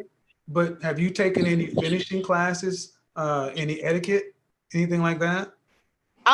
No, sir, not officially. I did a little. Well, okay, little well, stuff when all I was right. younger. Okay, cool. You got to have it. Okay. Because men that you want, at that level, they have women. You want the best of the best. You got to bring the best of the best. You may be attractive. That's cool. But the chamber and all that other stuff, that's just where these guys go. They have to be drawn to your femininity, your submission, your cooperativeness, your inspiration. And the man needs to be able to see that on paper, not just out of your mouth. People can say anything. Right. As far as professionally, I have been working towards my professional goals. I'm currently a teacher at my church, and then I'm also in school right now to get my degree, because I plan on doing, things professionally as myself. I want to open up my own charter schools and private schools. So you want to be a wife, and you want to be a business owner and a stay-at-home mother? Well, I want it all, yes, but not all at the same time. You can't have it all. Okay. Step back and understand what I'm about to say. You cannot have it all. Okay. Pick. You can't have it all because you're not everything. Because I'm not what? You cannot have it all because you're not everything. Okay. Look, if you want to be a stay-at-home wife and marry a professional man, that is a different skill. That is a different calling than being a strong independent, than being a woman who likes working and all that school. Why do you want to do all this school stuff? I have a passion for children, specifically Black children, and I feel like a lot of times raise your own. Okay. I mean, seriously, how are you going to help your professional, accomplished man do what he needs to do when you're out trying to follow your own dreams? You're not supposed to have that. You're supposed to be on his program. Okay. I mean, honestly, because that's the kind of man you say you want. What it is you want this modern Black man. You want this modern Black man to go out there and compete and make a lot of money, where you can be some form of partner, when you can submit when you want to, but still have your own thing in case shit falls apart. Right. You're right about that. Yeah, and I know it. And that's in the energy I get off of. Honestly, guys, like you say, ain't gonna tolerate that. Okay. They're not gonna tolerate a hybrid modern woman. This is why you attract the kind of men you attract. Okay. because they'll deal with the hybrid modern woman because a lot of these guys, they're daddy issues anyway, and they looking for some version of 50-50. Right. Like the men that I date, like right now, I have a situation. Okay, get away from the wind if you can, or someplace. I'm sorry. I'm sitting outside. I told him I had an emergency call. Give me like 2 seconds. Okay. Sebastian, Is it better? hold on, Sebastian Williams. Not enough successful brothers to be honest. Sebastian, you like white girls. We already talked about Sebastian. Go ahead, Roxy. We can get on the show. Go ahead. You got a situation. Go ahead. Yeah. So I have a situation right now, and I have a boyfriend, but he does stuff professionally, but he also does stuff on the side, and I kind of want to get away from that because I feel like we're getting older, and I just don't want to live like this mediocre middle class life. Not saying I see anything What do you wrong mean he with it. does stuff professionally and he does stuff on the side? He has a side hustle that he sells drugs. Okay. Whoa. Are you at work?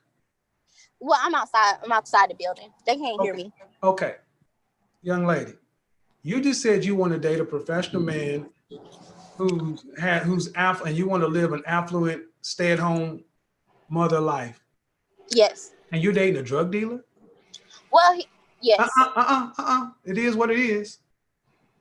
Yes. Why in the hell would any of my boys attach their wagon to a woman who would knowingly date a drug dealer?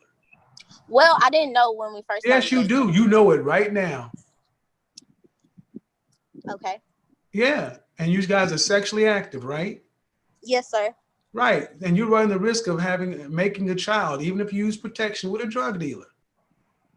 And you want an attorney, a physician, a politician, an upright, affluent man? What? Huh?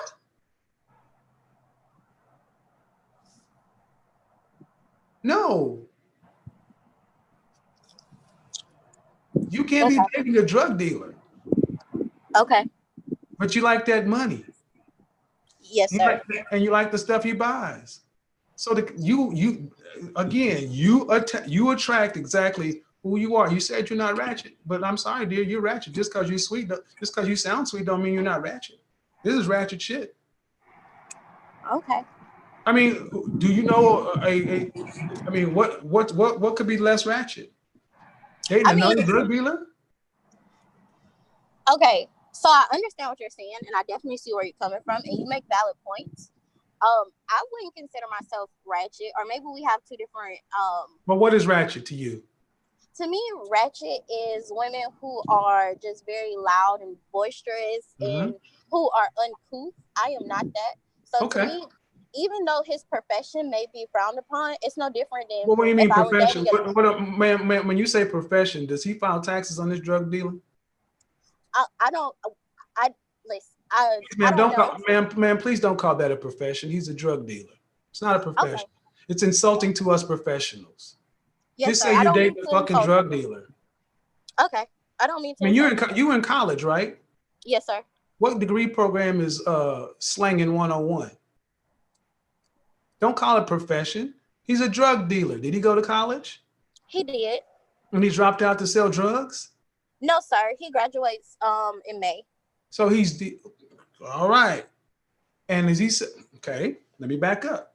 What kind of drugs is he selling? He just sells weed. He doesn't sell hard stuff. Okay, but does he sell enough weed to make stacks? Yes, sir.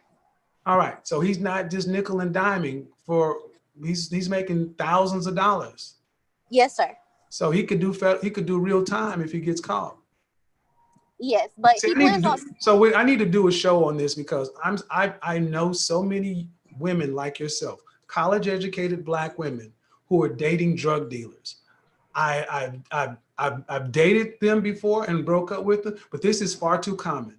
Black women who are educated, who are dating known drug dealers and still trying to walk around like you're on this ghost from power type thing. And just because you're in college and you speak softly and you speak like sweet and feminine, you know this is all kinds of wrong. My thing is, that's cool. But why would a man who's doing it the right way want to risk his life when you used to fast money and all this other kind of stuff, I mean, come back and listen to what you're saying. I wouldn't, if my son, there's no way in hell you could be near my son or any of the guys I'm raising up. So is it, well, I mean, I understand what you're saying and I completely agree. It definitely, the lifestyle comes with risk, but I mean, I'm not a drug dealer and you wouldn't know that unless I told you. I was just forthright. You see what I'm saying? Do you want credit for that? I mean, what I know is you know the difference between right and wrong. Yes, sir. So if he had weight in the car and he got pulled over, would you be arrested as an accessory? More than likely, yes, sir. And could you sit up there and say, I did not know? And I mean, come on, you're risking all that too? Is a Fendi bag and a Gucci belt worth that? No, sir. But apparently it is. And how long you guys been together? So we've been dating more seriously for about 2 months, but I've known him for 4 years, since 2016. Okay. And you guys have been dating for 2 months? Seriously, yes. How long have you been dating non-seriously?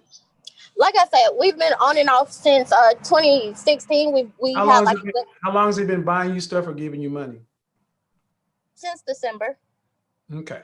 How many guys, are you an attractive? It sounds like you might be an attractive young lady. Yes, sir, I am. Okay. And how many decent dudes want to date you that you've turned down? A few, maybe 3 recently. Why did you turn them down?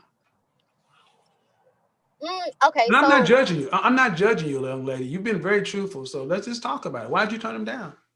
So, I mean, I've turned them down for different reasons. One, I actually have feelings for this guy at this time. So I kind of, I don't want to bring anybody else into that mix. Plus, at this time, because we are more serious, I know that if I were to talk to someone else, his reaction would probably be a little more serious. And then 2, it's just that they've caught my eye, but a lot of times guys will like to date or not even really court anymore, but it's just like it's not like real. Like I can see that you're talking to me, but you don't necessarily like me. You just maybe want to sleep with me. That's how I interpret some of the interactions that I've had. All right. So, and your boyfriend's going to school for what? Sports management. Sports management. So how much, and what does he plan on doing with the sports management degree? Right now he's I just took him to get his fingerprints and stuff today. He is gonna be a high school football coach. Okay, you took him to get his fingerprints. How can I get on ABD tool? Okay, why'd you have to take him to get his fingerprints? Because you have to go get your fingerprints and a background check before they let you start working. Why did you have to take him? But why did you have to take him? Oh, because he didn't feel like driving. He was tired because he was up a lot. So how old is he? He's 22. So he's younger than you. And yeah, I got him by a year. Okay, so you had to take this 22-year-old guy to do something that's required for a position he wants. Yes, sir. All right, and he wants to be a high school football coach. How much do high school football coaches make? Probably not much. I wouldn't imagine more than 45,000, maybe 60. Let's see, high school football coach. Let's check. In Alabama. Well, high school football coach salary.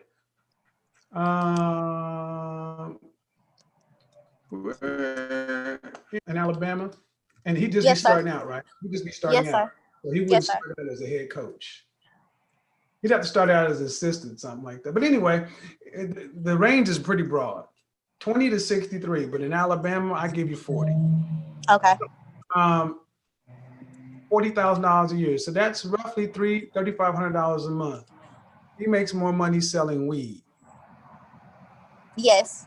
Okay. So what you're saying to me is a guy is going to go through college to get a degree in sports management, to graduate, to go get a job making $40,000 a year as a football coach. He's going to go cold turkey, stop selling weed, and just live at a $40,000 a year.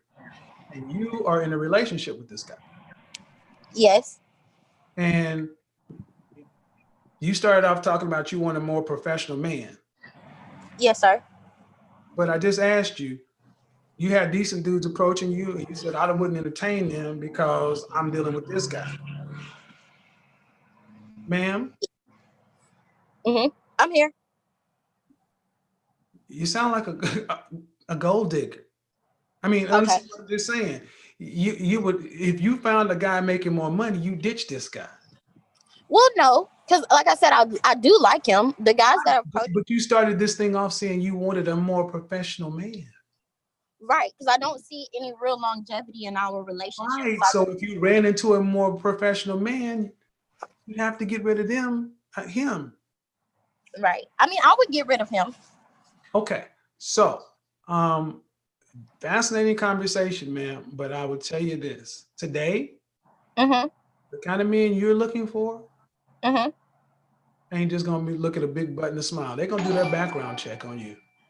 And when they find out that you've been doing this, I mean, you're a woman that took a 22-year-old boy who's a drug dealer to go to his fingerprints. Why couldn't he get up off his ass and be a man and up by himself? I mean, he can slang weed, but he can't go get. There's all kind of stuff wrong with this. That's on his side, but you picked it. You picked it. Turned down other decent dudes because honestly, they weren't making the kind of money, or they just weren't as exciting. And at the end of the day, when it's all said and done, you want to throw all this gumbo on the wall, and you would love to get a professional black man, attorney, doctor, lawyer, politician, somebody like that who's making money on the up and up because you want to be a stay-at-home wife. But you really want to be a stay-at-home wife who owns her own business and has a school and is actually taking care of kids.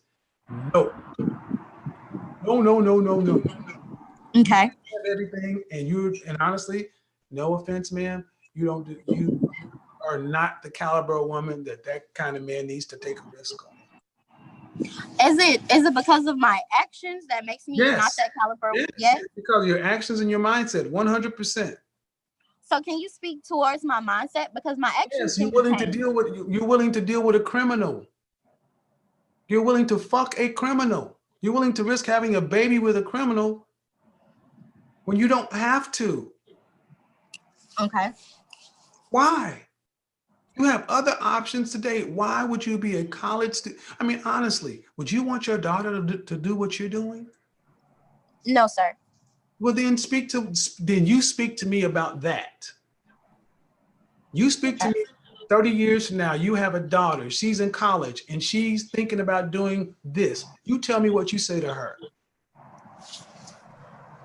I would tell her that I understand where she's coming from, but even though it's fun and there are immediate perks, the longevity and the risk that you are taking are not worth the reward and the potential downside to what you're doing. Okay, give me that's the yearbook answer. Give me the real truth. Would you be proud of your daughter? No, not proud. I would probably be disappointed, but I wouldn't be ashamed of her. I'd say ashamed, but would you be, I mean, you say, well, it's fun. What's fun about what you're doing? I mean, I'm really understanding what's fun about it. The places you can go. I will say that even though he is getting his money through illegitimate means, he's not a one-note person. Can you call it what it, ma'am? Can you just call it what it is? You keep trying to make it sound noble.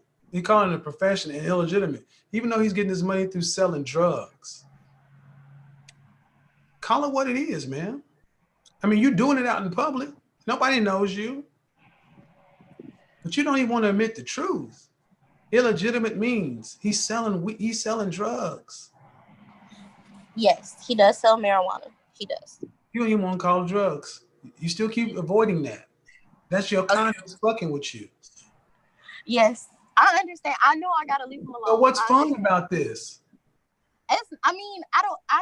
I enjoy him as a person. That's not like the forefront of our relationship. So can you bring him home? Can you bring him home to meet the family? Yes. Okay, can you bring him home to meet the family and sit down at Christmas, Thanksgiving, and tell the truth about what he does? Well, That's a yes or no question.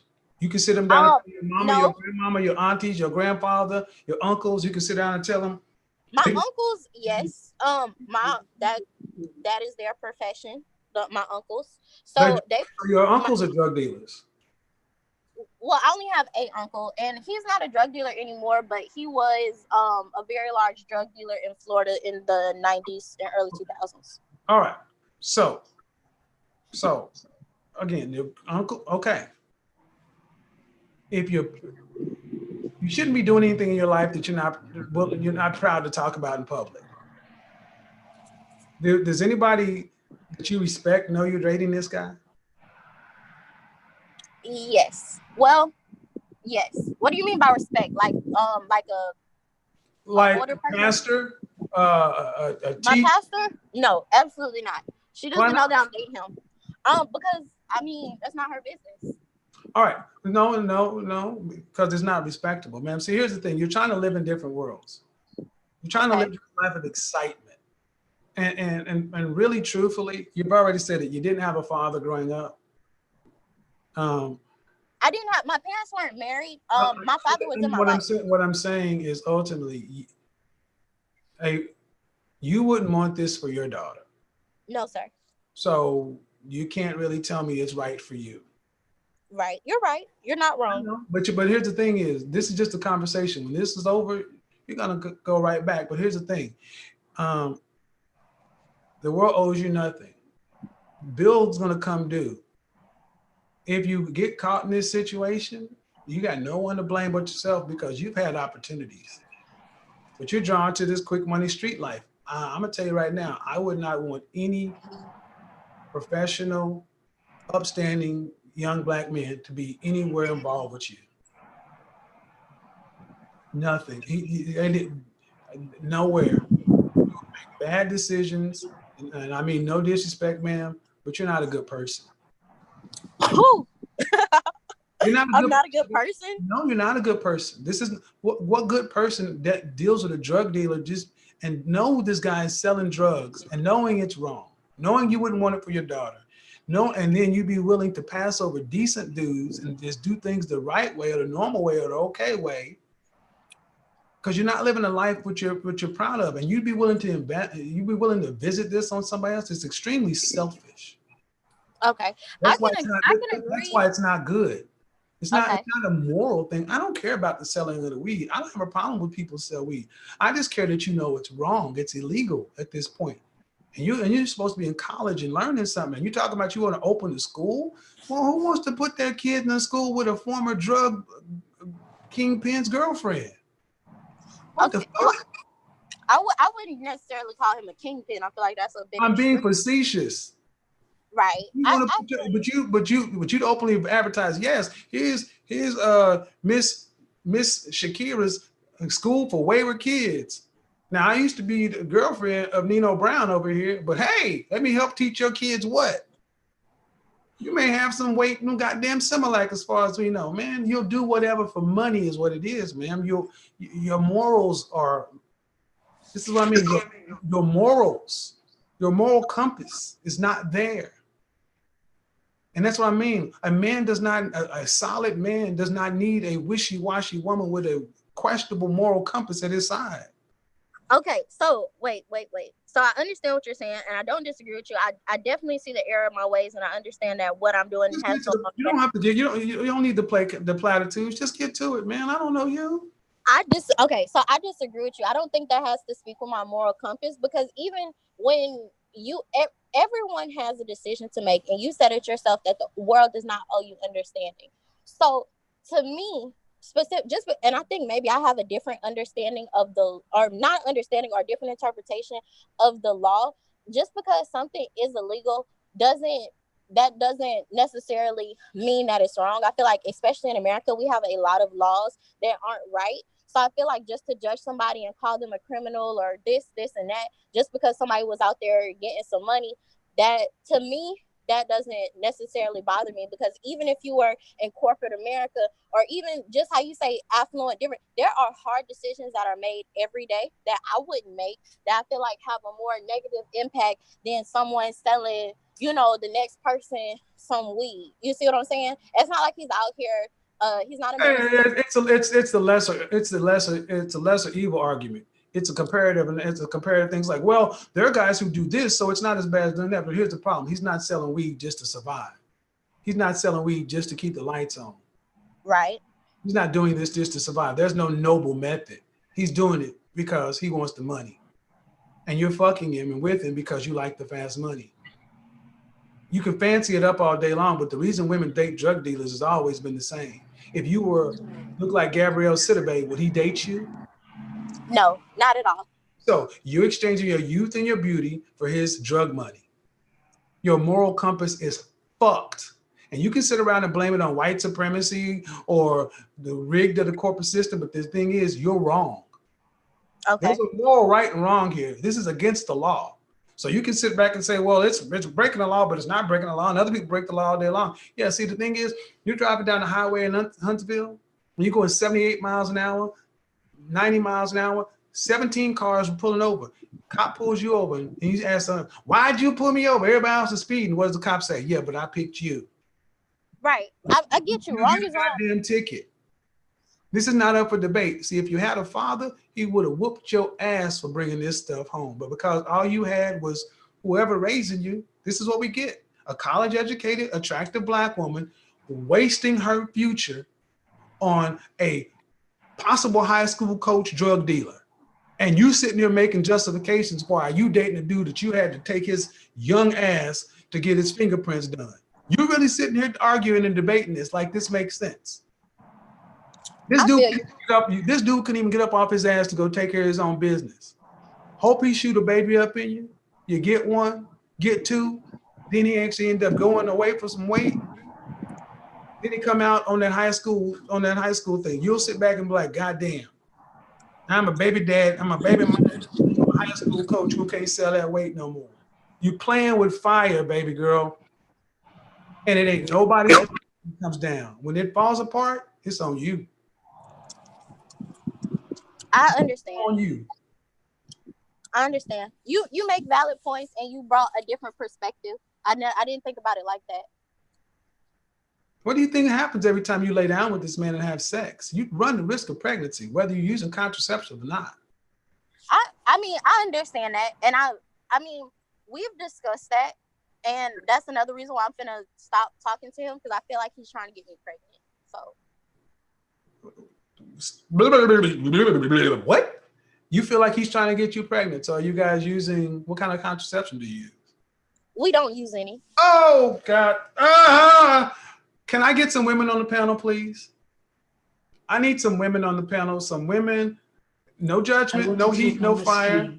Roxy, can I get you? Can I get some? I need some ladies to come talk to this young lady, because we're trying to save a life here. Ma'am, why would you have unprotected sex with this young boy? I don't know. Like, it's not like I'm not having sex with anyone else. He's the, oh my gosh, I'm getting so candid on here. But he is the Nobody knows you. Nobody knows you. I mean, we're trying to understand. This is what's going on with our black young community.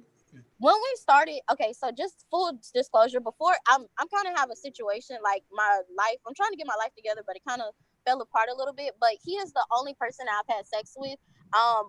Like in the 2 years, like I was celibate for 2 years, and then we had started back talking again, and then he is the only person I've like seriously dated or started talking to and having sex with like since 2017.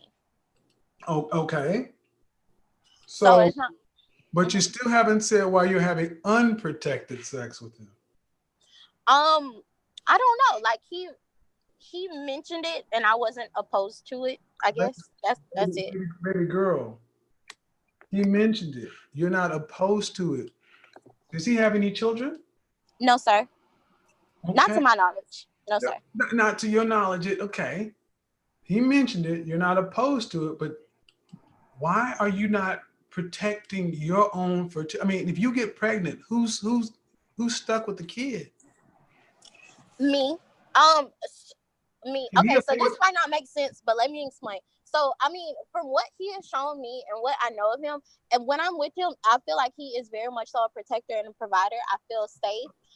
He doesn't, let's see. And he just like, he's very much so like, I don't really, like what I think a man should be traditionally, he is. And I feel like he is supportive of me. And so I don't force, like if I were to have a child, like I don't want to have a child with him because I don't want a baby out of wedlock. But I understand, like if I wouldn't have to work, or I feel like I would be taken care of specifically financially, but also as a household if I were to be pregnant. I don't foresee him like leaving me or me having to like get out and work. Not that everything is material, but just like the, what is it? Just like the basics. I feel like my at the very least my basic needs would be provided for if I were to bear his children. So you feel like that it's worth the risk because the things he's shown you makes you feel as though it's fine for you in case you got pregnant. Yes, sir. Okay. Let's take it that way. Why not just wait until after marriage? I should. That's the goal. That's not what I'm working for right now. So I need you to understand. Remember I said about your judgment? Yes, sir. I need you to understand. You understand how babies are made. Yes, sir. Is this the first person you ever had sex with? No, sir. But how is the sex? Is it good? Yes, sir. Okay. You're having unprotected sex because you like the way it feels. Okay. And you're having unprotected sex with a guy who, without being able to sell drugs, would not be a provider. At best, he'd be a high school football coach. He has to sell drugs to make the kind of money you're talking about you want. And if he actually got you pregnant, do you have medical insurance to cover a birth? Yes, I have medical insurance with my job. I also have I have insurance, I have life insurance. I have all those insurances. All right. But are you willing to take that step back and understand when you have this man's kid, you're off the market. When you have a child, your value goes through the floor. Right. That's another thing that's scary too, because I don't want to have a child out of wedlock. So it's kind of like, do I want to settle down and live my life? But ma'am, you're having unprotected sex right now. It can happen, ladies. Okay. Now, first off, ladies, I don't want anyone to be disrespectful. The people I have on the panel I trust, but can someone help me here? Maybe ladies, did I miss anything? Am I overlooking something? No, No, you're not. Okay. No, not at all. Could you announce could one at a time? Roxy, Fitness Mom, and Miss Hamilton. Fitness Mom, are you on mute? Roxy, you got anything to add? Yeah, I'm here. You have anything to add? Hold on a second. I need to mute something. Okay. See, I can go while she mutes. Okay. This is Miss Hamilton. Not to give too much information about myself, but Kevin, you and I are about in the same peer group with respect to age. I was married for 20 years to a man who made quite a bit of money. He did similar work to you, Kevin. And even in a married relationship, raising children is still hard. And even though you're saying you don't want to get tied down, you're not sure, you're having sex without protection, and it's a crapshoot. And I have seen young women travel down this road. I'm old enough to know what it looks like on the other side. It is difficult. He will most likely not be around. And I just need for you to make better choices. I know young women who've been in a similar situation. So for whatever reason, they opted to select and connect with a man who had risky behaviors. And quite frankly, I know someone whose daughter was murdered because her boyfriend was a drug dealer and they were on a drug run to New York. and she was a quote unquote innocent bystander and got shot too. So I think it's really important for you to give some thought to the long term. It will require you to sacrifice for whatever little trinkets he's giving you now. But in the long run, all of the things you said you wanted to do in your career, open a daycare, a charter school, a private school, he puts all of this at risk because of the way he has chosen to earn an income. Let me ask you this, Shakira. Shakira? Yes, sir. All right.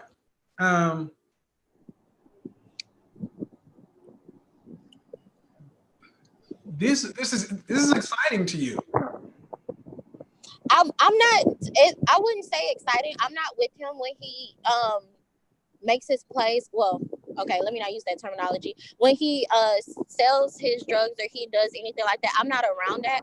I do, however, I am, a staple in his house at this point. So I see some of the things. So I wouldn't say that would be exciting. We have more like I am removed from that. Right. Can I ask a question? Go ahead. How long have you wanted to have his child? Like, honestly, you want to have his child, and you have thought thoroughly about having his child and weighed the pros and cons of you having his child. So Okay, who has the background noise going on? Is that you, Shakira? Yes. Yeah, that's me. I'm still outside. Can y'all hear me better now? Go ahead. So how long have you thought about or was entertaining the idea of actually having his child? I've entertained the idea of having his. Okay, so we started out not using contraceptives. We had that conversation before we had sex. I let him know that I was not on birth control, and he was okay with that. He decided that he wanted to take the condom off. We agreed that was an okay thing for us to do.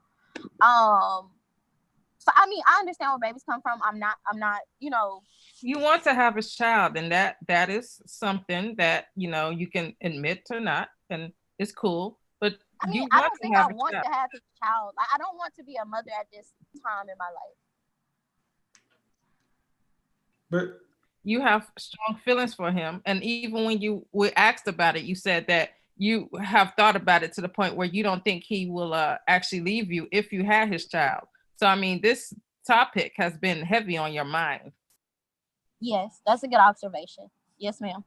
So and one of the ladies picked up on the fact that you are serious. You've contemplated this. You want this. Okay, so I've contemplated. You contemplated it. You thought about it. You consider. Here's the thing. I have a child, and I knew when I had unprotected sex with my ex, we had a history. She was I knew the fact that if I got her pregnant, I was willing to marry her and do the right thing. We both knew that. We've known each other. So we walked in there, and when it happened, that's exactly what happened. So we were having unprotected sex because we had that question, because we both were saying, I've done this before, we're doing. That's what I'm saying. You are, if you got pregnant, would you abort the child? No, probably not. No, okay, so if you got pregnant, you'd carry the pregnancy to term. So you would have the baby. So you're okay with having his child should it happen. Yes. That's not a decision. That's not a decision a woman makes for a man she does not have feelings for. She says it's about the money, but that's also just another justification. All of this is because, like she said, they've been on and off since 2016. So I'm thinking back in 2016, she got with him, got strong attachment to him, got strong feelings for him. And he has been Mr. Unreliable and not dependable for this whole time. And now he seems to be a little more serious about it. So therefore, she's thinking that maybe this may eventually lead to marriage. But she also wants to hedge her side bets, as to say, because of the fact that she feels that this may not be stable in the long term, because he might have been flaky at some point during the relationship that she's known him for since 2016. Well, I would like to correct you. I would like to make a correction. We did not. I've never had sex with him until December 20th. That was the first time. December 20th, 2019 was the first time we ever had sex. We were I was never into. He's younger than me. I have him by a year. Our birthdays are a year apart, like to the day. And so when we first met, obviously, you know, we're college freshmen. He's 18, I'm 19. I wasn't really interested in younger men. I only dated when I was, you know, younger, 10. I dated older men. So I wouldn't give him the time of day. And so now that we are, you know, older and more established in our lives and different things like that, we're taking another go at this seriously. But honestly, I don't think, to be honest, and this is why it's very important for people to watch who they have sex with. You'll become, women in particular, become more emotionally connected to someone through that act, especially if, as you said, it's good. So, I mean, I'm actually struggling to figure out how you're more established when you're not finished with school. He is, but is not working in his chosen profession. That does not equate to being established and solid for me, especially if you are risking an unplanned pregnancy and may bring a child into the equation. All bets are off once the baby shows up. It all becomes about the baby, not about you, not about him, but about the baby. It is very stressful. And I just want, as an older woman, for you to make the best choices to position yourself for a successful future. And you're playing a risky game here. Can I add one thing? I don't know if she dropped off the line. Oh, did she drop off the line? Well, in case she's still listening, I'm a little confused because she kind of started off the conversation saying she wanted to break up with him. Is that correct? She wanted to break up with him to find someone else. She wanted to find a more professional man. Right. Well, now she's not here, but it's just unfortunate. I mean, she's so young, and it seems like she said some other of the other men in her life were like their professions were drug dealing. And here she is, 23 years old, with an opportunity to better herself. She's in college, you know what I mean? At least she's trying to do something, but you know, she's gone now, so there's not much we can say to her. But this kind of dovetails into a subject I wanted to kind of get into with the ladies. If you guys would entertain me for a minute. Mm-hmm. Have you all been paying attention to the last shows I've done? Yes. Okay, ladies, understand. Think if you were a young man today, and these are the women that are out there. This is what a lot of these young guys are dealing with. This is a admittedly attractive young girl who says she's had suitable guys, but she disqualified them all for some reason. But she's chosen to date a guy who is younger than her. Doesn't sound very ambitious, and a drug dealer. And she's not only willing to date him, she's willing to have his baby. This is what the dating environment looks like for a lot of these young guys out here. Does this woman sound like the kind of woman that a socially awkward, not as confident young man could feel like he would have any luck approaching and having anything other than massive rejection? No, absolutely not. So when we sit back and see that these young guys are late bloomers, incels, virgins, this is fucking why. Part and parcel because she wasn't raised by a nuclear family or father. Look at her moral compass. And these young guys didn't. And this is the two things that are out there floating around, but it's easier for her and women like her to get involved in situations because she's cute and has a vagina than it is for these young guys. This is why you end up with, I didn't go looking for this shit, honestly. And this is even probably shocking to some of you guys. But what do you think about some of the things you've seen over the last 7 to 10 days of these streams? I'm completely flabbergasted, to be honest. I mean, you and I had this conversation. I mean, hearing it from the men's perspective, just to be open with everyone, I had no idea that there were so many men out there who are incel or just virgins all the way into their 40s, 50s and stuff. That's mind blowing to me.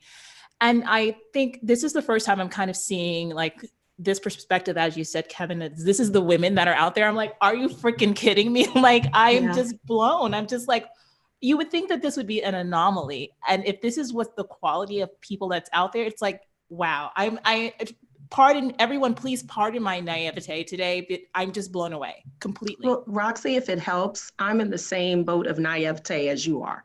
Okay. I had no idea until I started to listen to some of your streams, Mr. Samuels, listened to some other people in the manosphere on YouTube. I had no idea. I thought, you know, you're always going to expect a certain percentage of people to have challenges in relationships and dating, but I had no idea that it was like this. So there have often been people who ask me, Kevin, you're an image consultant. You look this way, you're this, you're that. How do you resonate with, you know, a lot of these guys who don't have your experience? You know, there's the whole SYSBM movement, there's the MGTOW, the IN CEL, and all. And I've actually had, I see what guys are going through. I see, and this is shocking to a lot of people, but understand something, that when you hear young men saying here's something that's being floated out. You hear the myth that there's not enough good men out there. There are not enough good women out there. Let me tell you that right now. You heard it first here. Of 490 people, there are not enough good women out there for black men, for good black men. There are not enough good black women out there for good black men. Well, I'm not really disagreeing with you, Kevin, because I'm just reinforcing that. Yeah, I'm not disagreeing with you.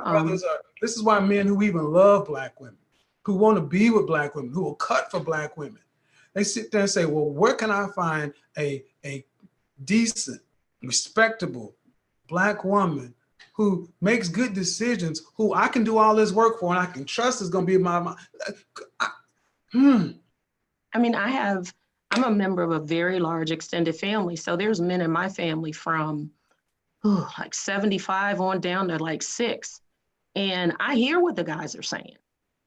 Well, and guys get, because they may not be as well spoken or charismatic, they just get blown off because they don't look like me or look like some guys that people are used to. So, but they don't deserve to be treated this way. I mean, honestly, imagine your son, you wouldn't want that. Absolutely not. And that's why anyway, y'all go. Say something. This is what's going on. And we got to talk about it. Yeah. And here's the thing, young lady, it's no disrespect to you. No one knows you. No one knows you. No one knows your avatar. You can be anonymous up here, but we got to get this conversation started, because what are brothers supposed to do? Hey, Kevin, can I ask a question? Like, is this a generational thing, or is this like across the board that you're seeing this, or that these guys are experiencing this? Is it just like the younger women, or is it like all the way up the chain? There have always been men who have been unsuccessful with women. There have always been incel, hermit, socially awkward. That will always be. There will always be sexless males. So, but in Generation X, we had about the same proportion as any other generation. Millennials had a spike, and that's because of the access to the internet and all these online sites, forums, dating apps. Women can get attention from men online, and there's no differentiation. That's where catfishing and all this stuff is coming on. It's become much more of the exchange used to be men's resources for a woman, and a woman wanted your non-sexual attention. That's not mine, but that's the theory. But with the technology and things like that have changed, millennials had a spike in this. Zennials, it's through the roof. These people don't even talk to each other. It's Tinder swipe, left swipe, right? It's hookup. People today will talk about, we need to have sex first before we even go on a date. All right, and I'd even suggest that social media and technology has actually hindered and harmed human interaction. Young people I see coming into my company, they struggle to maintain eye contact. Mm-hmm. They struggle to make a declarative statement. They struggle to speak in front of a group. It's technology makes it easy to communicate, but they're communicating on a lower, more superficial level that makes interaction challenging. But see, we often focus on the deficiencies of the men. And I don't think anybody could sit back and say, I am not equal opportunity. But we have to start talking about the socially awkward. We have to start talking about the women also in a constructive manner. And that's what Shahrazad Ali was warning us about 30 years ago. Until we start understanding what's going on with our women. Well, Kevin, I have a quick question. The young lady's back. And the young lady's back. Go ahead. Oh, fantastic. Oh, I'm sorry, guys. My phone had died. I told you I was at work, so I just had to run in. Can you guys hear me? Okay. Yes, we can. We can. Okay, so I kind of, and I'll turn this down right here. But I kind of missed what you all were talking about. But yeah, I know I've seen some people in the chat. They were calling me a gold digger and a bad person. Baby girl, understand something. Do not pay any attention to the chat room. We are talking. The chat room is the Wild West. Don't pay attention. I want to thank each of the ladies who have taken the time out their day to try to give me advice and like guide to me, because I don't really have like a lot of older people to talk to. Like I have some older ladies in my church, but I don't really have this is not stuff that I can talk to my mom about. And I also want to thank you, Kevin, for taking the time, because you're older. You're like in your 40s or something, right? Yeah, I'm 50. But that's why I had the women come on, because I just want to say I appreciate you guys, and I don't feel attacked or anything. And it genuinely gives me a different perspective, because like I like to think of myself as smart. So I try to, think of all decisions, but there's only so much you can think of as a person. And because I'm only one person, I do have blind spots. And when I'm with him, obviously I do like him. I'm having unprotected sex with him. He's the first person I've had sex with. You know what I'm saying? For like, he's the only person I'm sleeping with. So obviously I have feelings for him. So it's not just so one-sided. Like I was trying to say earlier, like it's depth to our relationship. It's depth to our feelings. Yes, money is a factor. Yes, these things are a factor. But it's like just what the lady was saying. It's like I understand everything you all are saying to me. I'm not stupid to the fact I know that things don't always work out, and they might not, because we are both so young. That's why I'm trying to see what I can do to better, myself in my life. Because like you said, I'm giving him my youth and whatever, beauty and different things like that. And I just want to make sure that I'm living up to my fullest potential, because I am a college student. I will be graduating soon, and I do have dreams and aspirations of my own.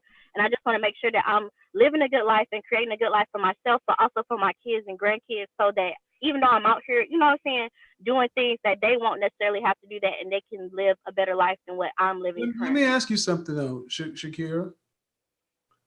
Mm-hmm. What do you think this way of living is, the impact it's having on your worldview and perspective?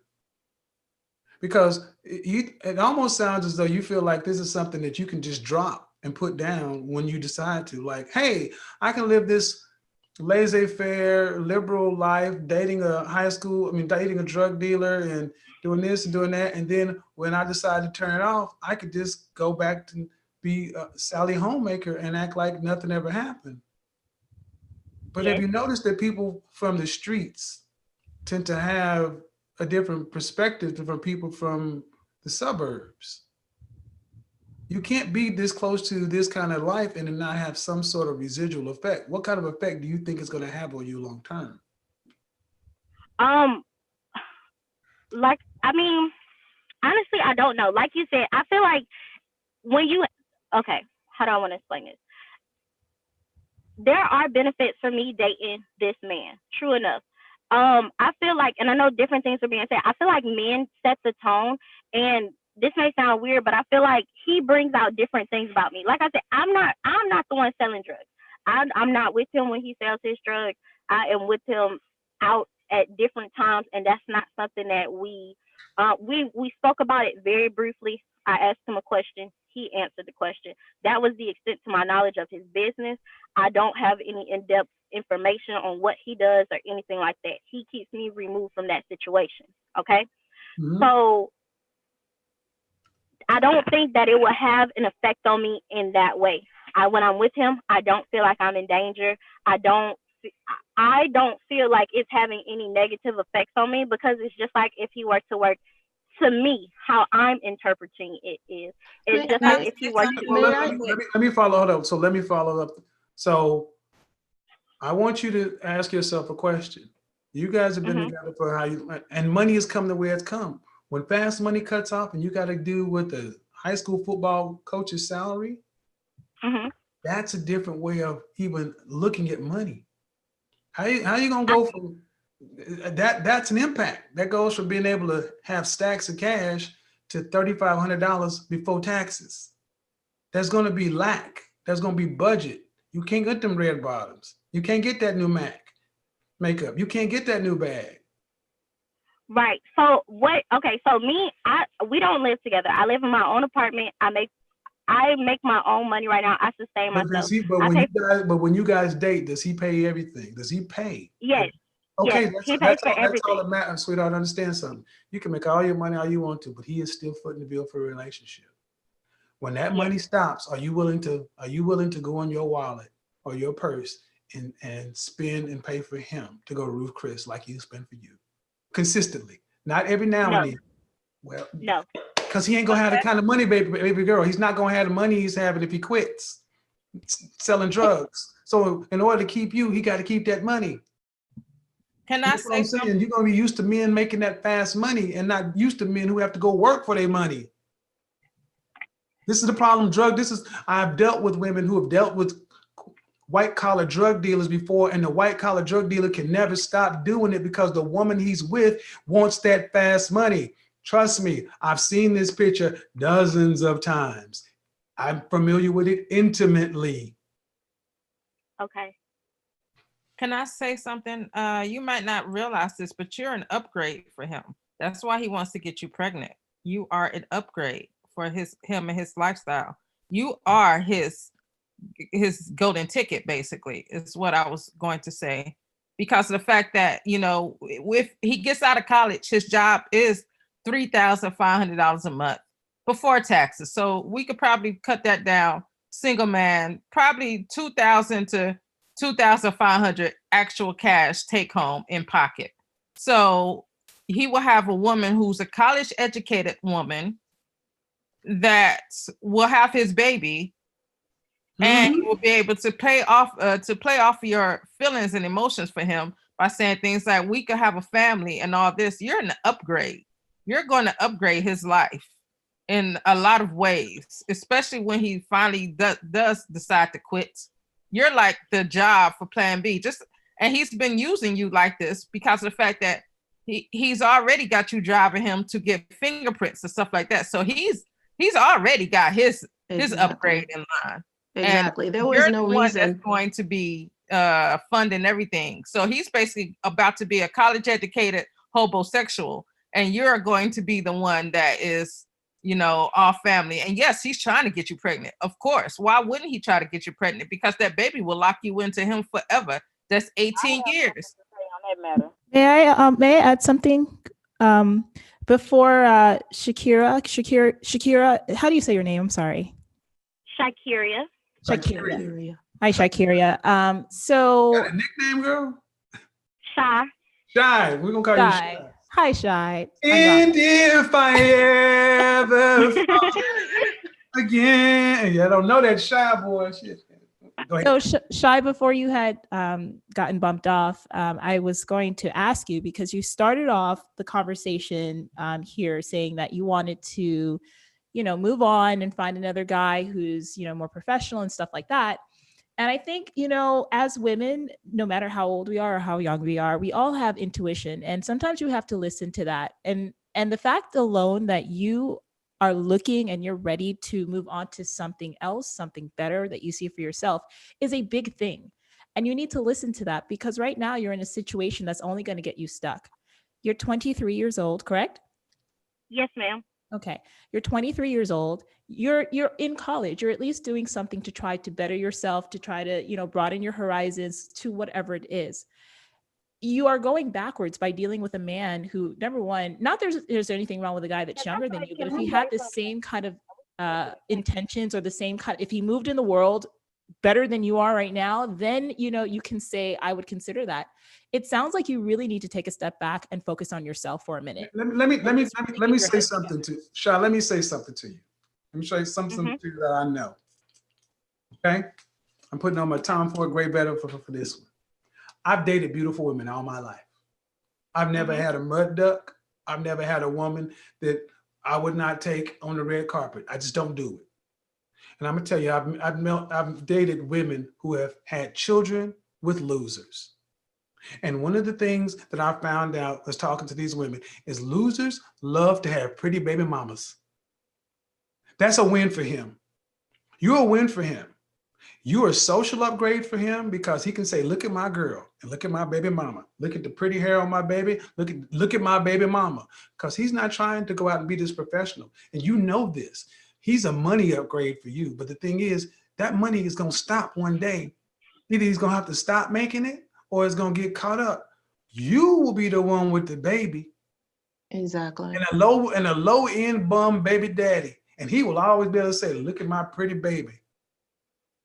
I don't know if you've ever heard that before, but a lot of dudes love to say, I'm gonna go make me a baby so she can have that hair. See that we guys often, you often think this is women. No, I know dudes that have done this shit too.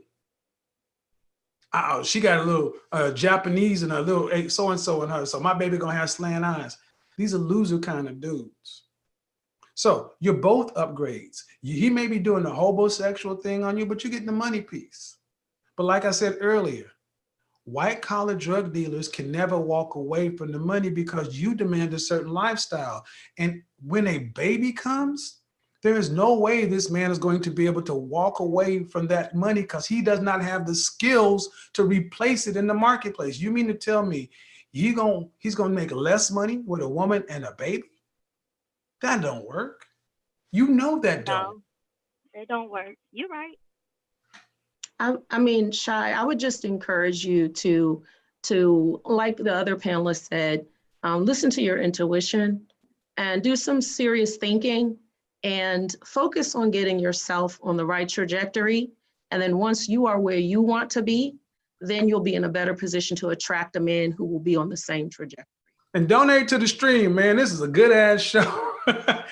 Donate to this button and hit that like button because honestly, this is the topics and subjects we need to talk about. Any content creators, if you're interested in building on this subject or something like this, knock yourself out. But ladies, go at it because this is the chance for the ladies to talk. Go ahead.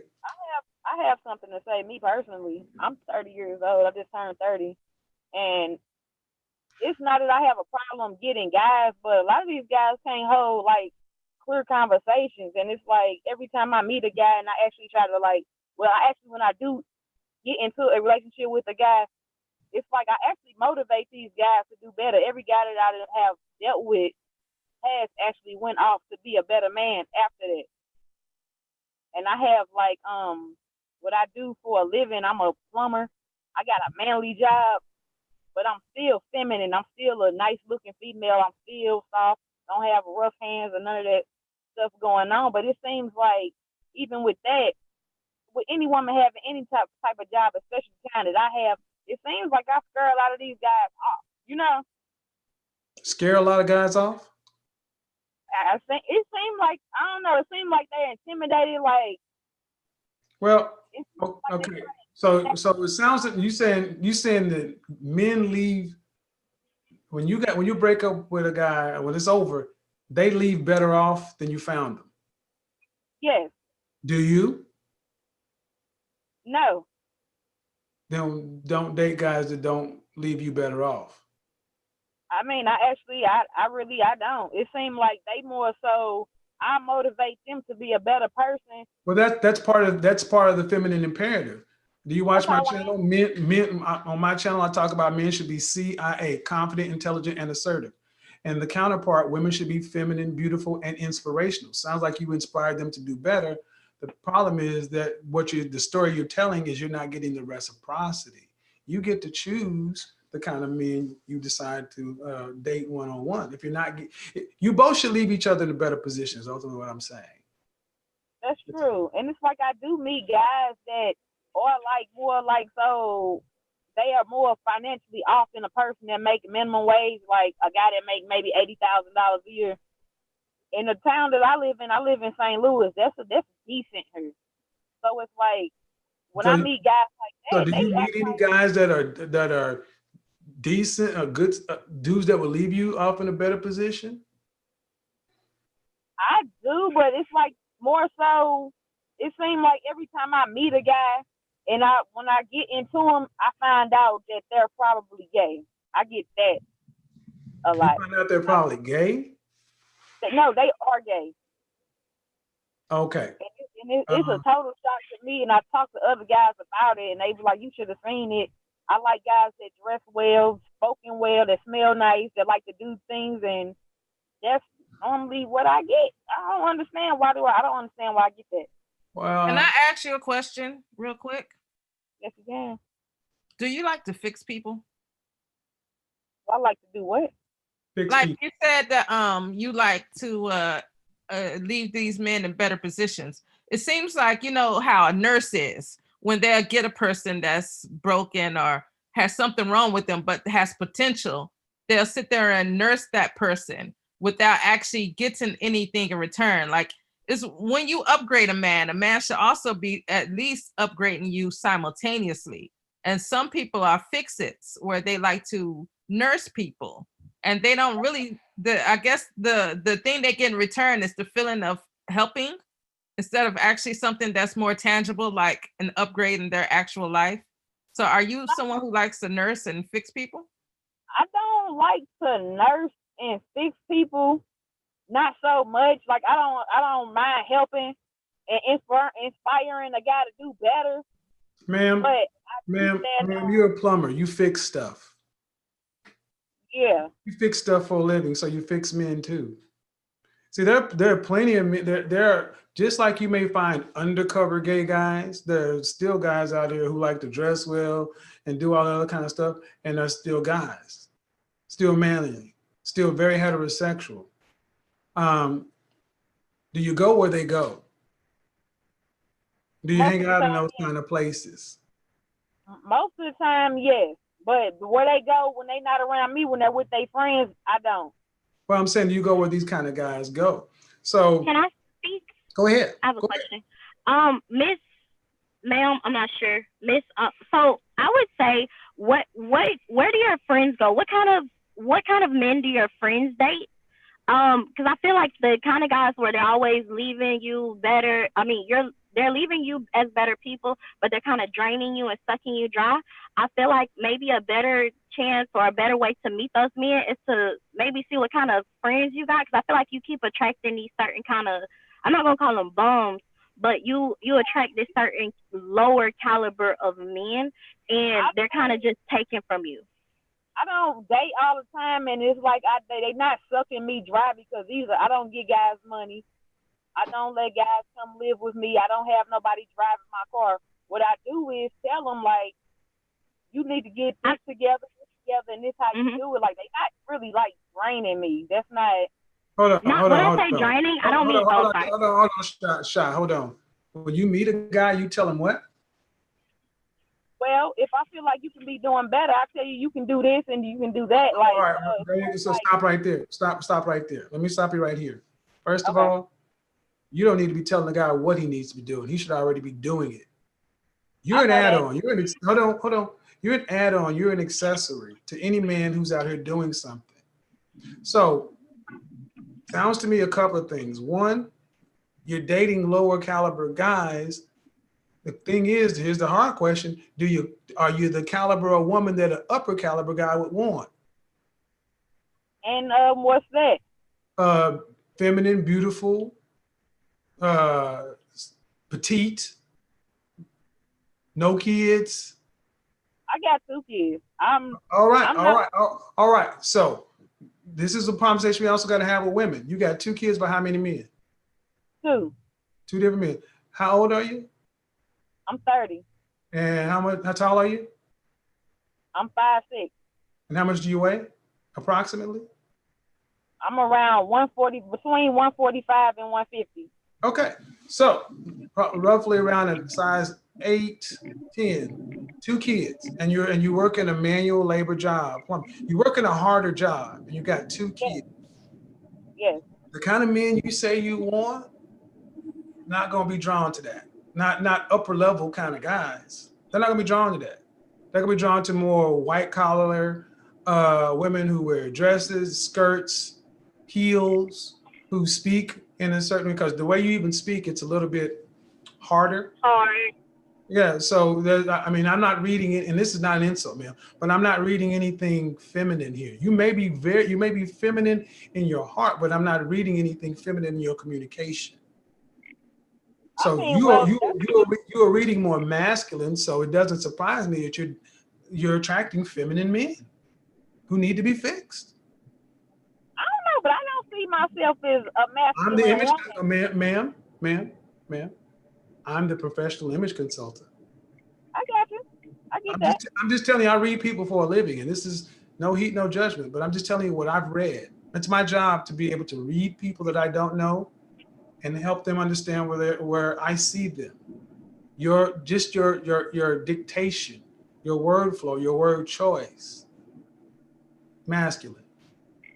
And Your my Excuse thing me, Kevin. is, Oh, huh? may I interject, please? Let me hold on. Let me say something. Conversely, you have Roxy on the panel, who was a Miss Olympia competitor, professional bodybuilder. Feminine is all get out and go. Now she's had to make herself into that kind of thing. Roxy, I had to because I'm in fitness and I've been in fitness for a long while. Like especially as a professional, like the thing in my circle, in my world, is aggression is like the thing that everybody loves. It's what draws an audience, and I fed into that for a while I was competing. And it really wasn't really what was at my core, because when I was a dancer, professional dancer, I wasn't like that. So I had to learn how to actually get reconnected with that, how to like slow down my speech and speak like a normal woman with a softer tone. And I think because this comes up in fitness a lot, for women get very triggered when you say you're not feminine, or you don't sound feminine, or you don't display as a feminine woman. And don't let that trigger you. Like really discover what that means, especially if you want to attract a different kind of man. So I mean, he's right. If you go back and watch some of my videos from like 2018, I was like, yeah, let's go balls to the wall with the intensity, guys. It's like, oh my God, I cringe when I watch myself. I'm like, what are you doing? Like, really? But anyway. see, I don't talk like that. But when I talk, I'm sure of what I'm saying, and I'm sure about how I feel. I know I have an assertive way of talking and like being also, because I don't like people to run over me, especially the type of job that I Okay, have. well, all right. So what you're saying already is negative to a man. Men don't need a woman to be assertive. And if your whole way of approaching the world is because you don't want to be run over, that sounds like something work between you and your counselor. You can't bring that out into the dating market. Nobody's responsible for your issues. See, my thing Hold on, ma'am. The world don't owe you understanding, ma'am. Just like I tell men, the world does not have to care. Hold on. The world does not have to care about why you carry a chip on your shoulder looking not to be pumped. You got to check that if you want a man worth something. Or you can keep attracting noodlebacks and gay men and guys that need to be fixed. Masculine men ain't gonna put up with this. I'm not gonna sit back and debate with you. I mean, no offense, but I'm already told you I'm the professional in image. I've given you a cursory reading, and you're still trying to say why it's all right. Is it working for you, man? No, And but I also There you go. Shy, hold on. It's not working for you. Then have no, the can I talk? hold on, Shy. Then if it's not working for you, then have the courage to look at it and then make changes where necessary. I think a lot of my problem is like I don't even really go out to date because I'm busy with my kids and what I'm doing in my life. I don't really date. Well, that's cool. And how old are your children? 10 and 11. And that's where you should be. Honestly, see, nature works this way. You should already have a husband, and you should be married while your kids are 10 and 11. You shouldn't be out dating. You shouldn't be on the dating market at all. You should be raising your children. Just like it, and your husband should be there, but it didn't work that way. But that's the way nature is set up. We don't have to like it. That's just the way it is. This is why women with children have to understand no one owes you understanding. You're on the dating market. It is competitive. Either you do what it takes to compete or you lose. A lot of women choose to sit back and say it is too many things to sacrifice, so I'll wait till my children are out of the house. You can also choose to wait till your 10-year-old is off to college and then go back to the dating scene. And my thing is this: I'm not even on the dating market. Like I spend a lot of my time with my kids.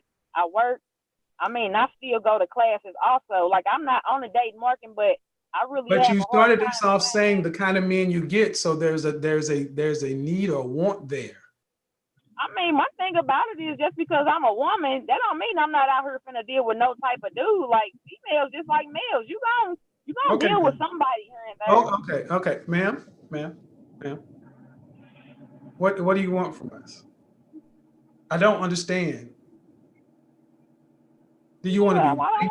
Do you want to be right? Because I'm not going to argue about right and wrong. You said the kind of guy where do you go to meet a different caliber of guy? And then you say I'm not really out there. See, on one way you sound, it's almost like I don't want to be bothered. Kind of, sort of. That's true. Well, then you take that negative scarcity attitude out into the dating market, and you get unbothered by the right men. You get what you put out. See, you have to decide. I want a man, and I'm going to actually have to be the woman to attract the kind of man I say I want, or you're going to try to go out and try to get a man on your terms. And that ain't going to work with 2 kids. See, I don't even try to go out and get a man, and then it's like I am, like you just said, I am back and forth if I really want that, or if I want to. It's like if I want to try to get me a man now, or I need to spend more time with my kids. Now, my kids always. This is what I mean by the other part of the conversation. See, last part of the week, I was talking to men who are incels, virgins, late bloomers, and this is the other part of the conversation. Just as delusional and combative and argumentative as some of these guys are because of their worldview, now you're seeing how it plays out with women. This is how the women are too. So we need to understand that the men are running into women just like this in the world. This is what's out there. Shy and the woman here are just like the guys, are mirror images of a lot of other things. And they all believe they're right. The men believe that they were right, and the women believe that they're right. How do these 2 people work together? I feel like we believe that we right because we on your show telling you that our real life experiences. That's why we trying to get somebody to understand. Your feelings don't matter, ma'am. Your feelings only matter to you. The world doesn't owe you understanding. Okay, let me ask you something. Why did the 2 men you had children with, why aren't you with one of those men? For one, I had kids early, and I didn't know nothing about. I really didn't know anything about what I was doing, because nobody no other female figure. Why aren't you with either one of those men? They wasn't worth nothing. That's why I'm not with them. Okay, it was nothing beneficial for me to have. Okay, ma'am. So both men aren't worth anything. Yes, both of them. Okay. They're not responsible either. But ma'am, you picked them. You had children with them. I could give you one, but then you went and had another one with another man. At what point do you turn and look in the mirror and say, I need to look at me? Can I see something real quick? Hold on. At what point do you look in the mirror and say, I need to look at me? Because are you raising a daughter or a son? Both. Huh? Both. Okay. Your daughter is going to look at men the way you look at men, and your son is probably going to end up being weak. And this is the thing right here, when you say me turn around and look in the mirror and look at me, it's hard to turn around and look in the mirror and look at you and get an honest evaluation, because sometimes when you have friends and whatnot, or whoever it is that you got close to you, you need those type of people to like, okay, what's going on with me? What's wrong with me? You might ask them. This is why, just like with men, you need to go to therapy. I tell men and women, especially Black folks over 30, you need counseling. No one needs to tell you that having 2 children out of wedlock is not the right way to do things, or there's something wrong there. You're smart enough to know that. You should go. Yeah, I know that, but I didn't just have so what I'm saying is you're not going to get honest evaluation for friends. Friends hide inconvenient truths in order to stay friends. I'm telling you right now that, just like I tell men, you need to go to counseling or therapy and work your issues out, or address them, or find out what's going on, because whatever it is, it ain't working. And when you go out here on this dating market, whether you want to or don't want to, whether it's up or down, heck, the world don't owe you an understanding. The world will get you back, reflects you back. When you said that you're dating, finding either guys you got to fix or gay guys, we attract what we are. And at some point, you got to stop and look at yourself. See, it's good enough for me to tell men that, but we got to start telling women that, and women have to start addressing that themselves. And I understand that. I see, like, when I look outside in the world, like, it's a lot of us out here, and especially as Black people, a lot of us are broken. Like, I come from an inner city. I really don't come from anything or no real positive role models or nothing like that. Like, a lot of us are raised by What you gonna do about it? What you gonna do about it for you? Not do that. Not take that same road. Not take that How same choice. how you gonna address that?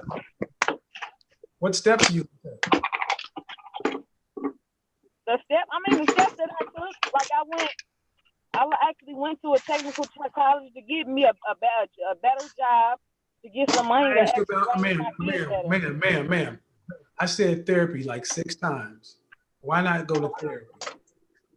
I've never been to therapy. I've thought about it.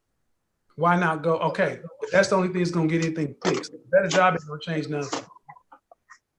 Can I say something as well, Mr. Samuels? Let me finish this, please. I'll get you just a second. We're building on something. Hold on. Is that shy? And I mean another thing too, like, ma'am, why? But let's stay on therapy. Let's stay on therapy. I'm staying on therapy. Why not go there? Be honest. Why not go? I don't know. Sometimes you don't want to go to no place like that for somebody to think, or you don't want to think that it's something wrong with you. That's why. Okay. This is another problem. So many of our sisters got too much pride. Got too much pride, too much ego. So you don't want to go to a place that you know. So if something was wrong with one of your kids, you take them to the doctor. True. But you won't take yourself to the doctor to be a better mother and a better mother and a woman for your kids. You're raising a young woman who's looking at you as her role model, and you don't want to pass on what you got to her, so she ends up with 2 kids out of wedlock just like you. And you don't want to pass this on to your son to where he's one of these noodle-back weak men that you complain about. The only thing that can fix that is you. You know therapy is what you need to do, but you're too prideful and too egotistical to go actually possibly get some help. The nerve of you.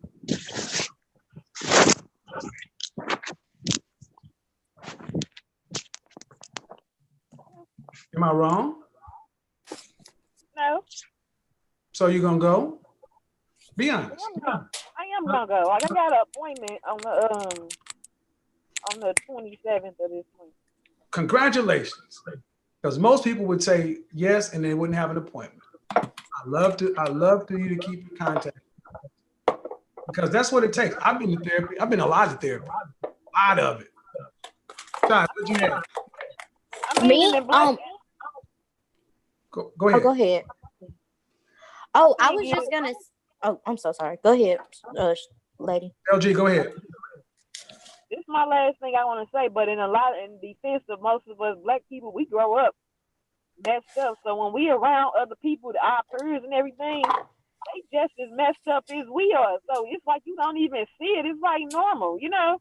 The way that I am, the way that I talk is normal to me. Like, I didn't even know it was a thing. Like, I ain't see nothing wrong with me. I didn't think I was talking masculine. I didn't, you know, it's normal. And it's the majority of the people that I'm around. How old are you? I'm 30. Okay, so you're not old enough to remember, but the Black community hasn't always been as chaotic as it is now. You can look back back in the days, in 70s, 60s, 70s, when, you know, we had marital rates of 80+%. Yes, Black America is in chaos. There's a problem. There's a generational trauma, slave. All that stuff is real. Racism, white supremacy, all that exists. But it takes us individually deciding we need to be the last one. We got to put our ego, pride to the side and say, you know what? Yeah, all that stuff may be out there. It's unfair. It shouldn't be this way. But I got to do something for me because it's not working. Sorry, what'd you have? I was just gonna speak to Miss LG, and I was gonna say that I understand where she's coming from, but I was just gonna speak to the fact that she, you know, you do give off some masculine energy, and I feel like it's just because of the role that you have to play as a single mother. And as women, kind of when you are talking to the men or you want to as ladies, we lead by influence. And on the phone, you have been like asserting yourself and very, like just very direct by everything. And you would probably get better results if you were to not necessarily tone that down, but if you say that people are running over you, then maybe take like a different approach, because you can't go toe to toe with a man and you can't give him that same energy. It's always, but I know that when I'm in arguments, I don't raise my voice. I don't talk back and get loud and ratchet and just go toe to toe for him. I let my, my man, my whatever. I let him say whatever he's gonna say and do what he's going to do. And once he is calmed down or he's not as upset, like I never reflect the negative energy. I always hear what he's saying and I just come to him and say what I have to say in like a calm, reasonable manner. And I let me ask my you way. let me ask you something, Shy. How old are you again? I'm 23. As a 23-year-old woman, why would you try to offer counsel to a 30-year-old mother of two? Me? Because Yes. Why would you, as a 23-year-old woman with all the things you have going on, why would you actually seek to offer counsel to a 30-year-old mother of two? Do you understand that is completely out of line? In what way? No, because I didn't understand that. And I wasn't trying to be mean or anything. Because first of all, where you're going, she's already been there, sat down and had a Coke. Okay. The baby you're possibly toying with, possibly having, she got two of them. Okay. She's providing for them. See, first off, the first thing you did is you undercut everything that I said and basically said, well, I feel like the reason you're there is because of your job. You can feel whatever the hell you want. You ain't old enough to know shit. Number one, see, that used to be something when grown folks is talking, you shut your mouth.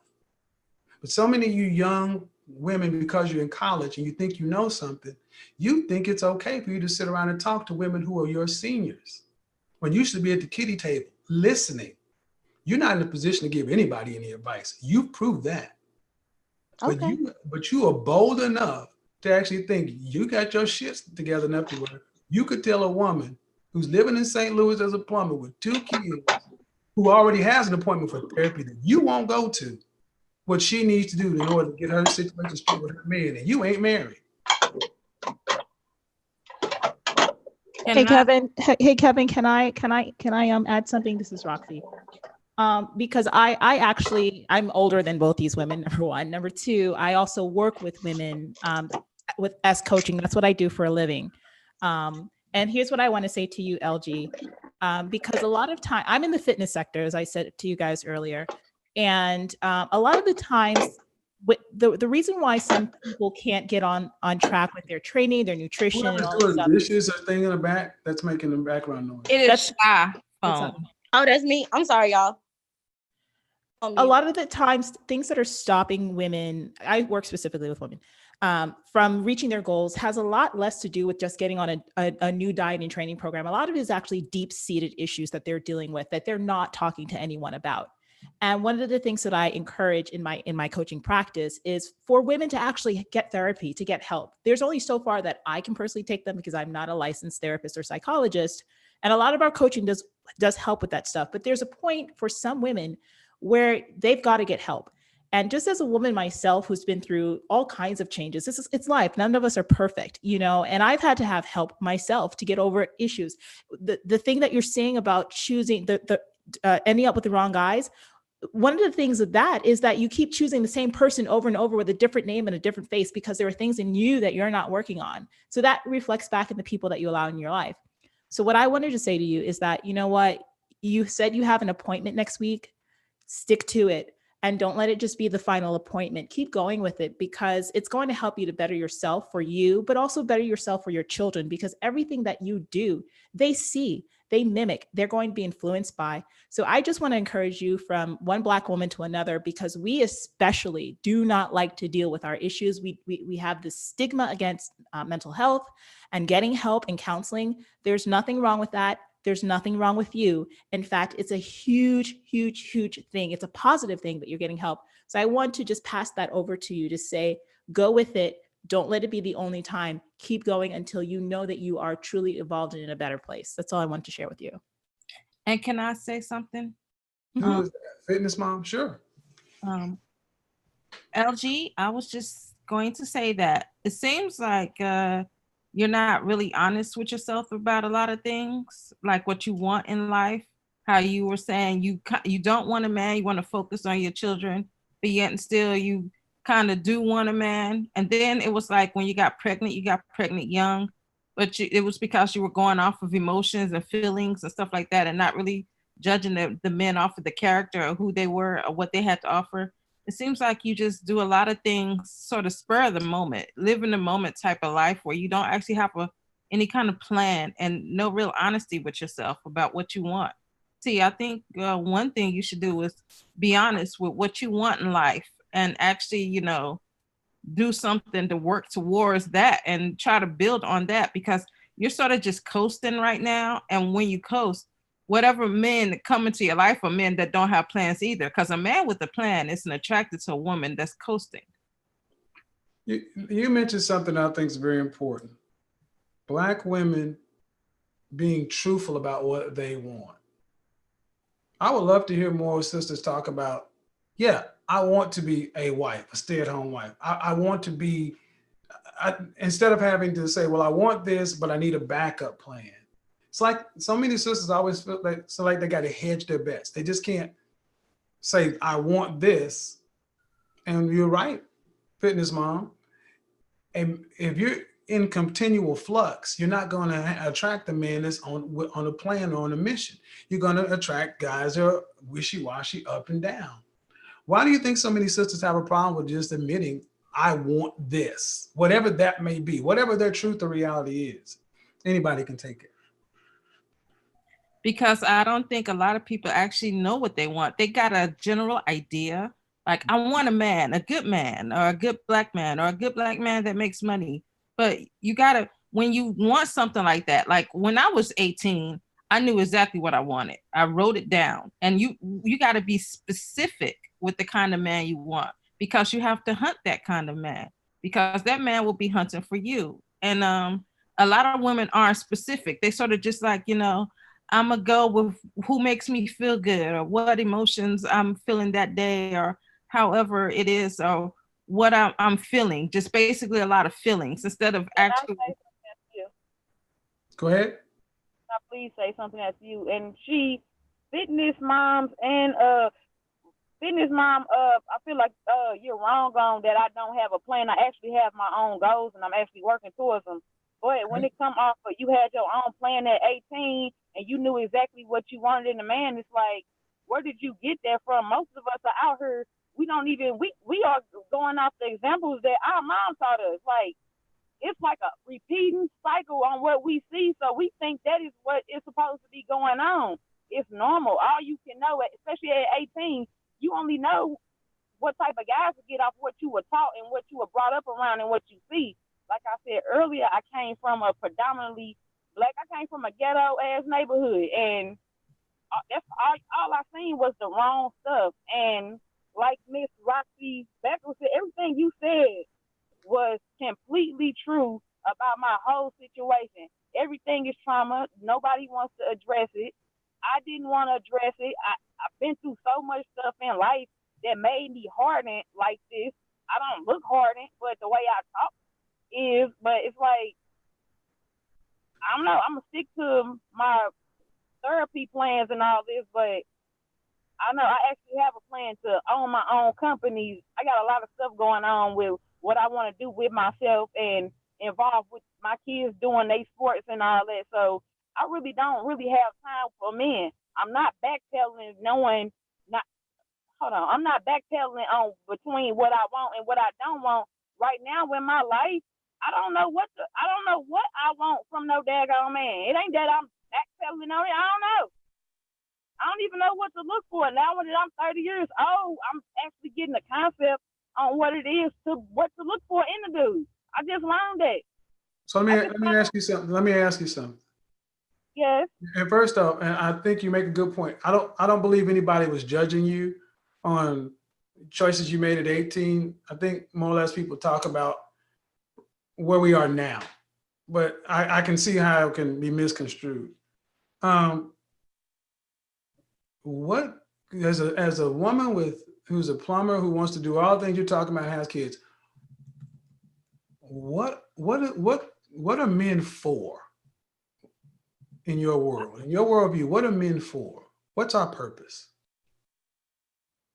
Y'all purpose is to, in my eyes, and from what I learned so far at 30, like you said, we need the elder people to talk like the little girl couldn't have talked to me. I need older women to talk to me because I don't know shit either at 30. But it's like what I would look for in a man, what I think is protect and provide. And I feel like once I'm providing for myself, I'm gonna need for somebody to be more of a provider than what I am. And I got my own plans and goals to where I'm working. Okay. So men are to sex. We've already, no, I'm putting that down as a given because you have children. We already know how to do that. We know how to have sex. We don't know how to stay in relationships. That's for everybody, not just you. But then you say men are to protect and provide, and what I heard you say was, but once I'm already providing for myself, either I need a man to come in and do more than that because I'm basically already got what I need. Okay, but protect and provide. Are we there for? Is there anything else that men in general are for? Give you my honest answer, and I don't really see no other value really.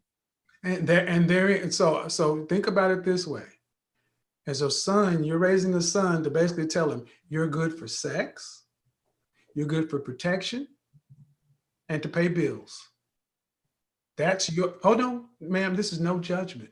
But this is how we are at the Black community. Black men's utility has been basically made to be a sexual tool, a shield, and a bank.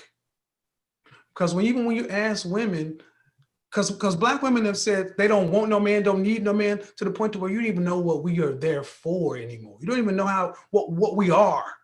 So it's easy to not like us or not need us when you don't even know what we're there for. That's why I'm asking. Forget the men out there. I'm talking about the boy you're raising. He's going to get these lessons. And what are you going to tell him he's on the planet for? I can't give you no honest answer. I don't know nothing about men. Okay. But that has to be. See, it's easy to say you don't need a man, but you're raising one. And you need to know what men are for and what we're good for in order for your boy to see that it's good to become one. Or else you're going to continue to make these noodlebacks and weak dudes you're talking about. Right now, you don't even speak about men in a way other than this kind of like, you don't really say anything nice about us. I haven't heard anything nice about men. And I get it. I get the neighborhood. I get all the reasons. I get the justification of how you got there. I don't care. You're raising one. And the moment you decided to be a mother, you gave up you. It ain't about you. It's about your kids. And and if you don't know what men are for, you need to go find out what men are for so you can put your boy around men that you want him to be like, because you're not married to the fathers. Can't change that. But how you gonna know what kind of role models he's gonna be? I mean, what does the future look like for this boy? I mean, I try to keep him in sports like any other female do, and I talk to him. I make sure he have good grades. I stay on top of that. Okay, sports and grades, good. What do you like about men?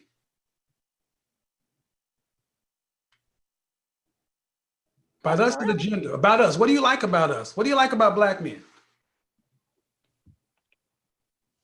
I can tell you, like, I like when some guys are confident. Like, as a whole, I can't really tell you what I really like about men. I really can't tell you. I don't even know.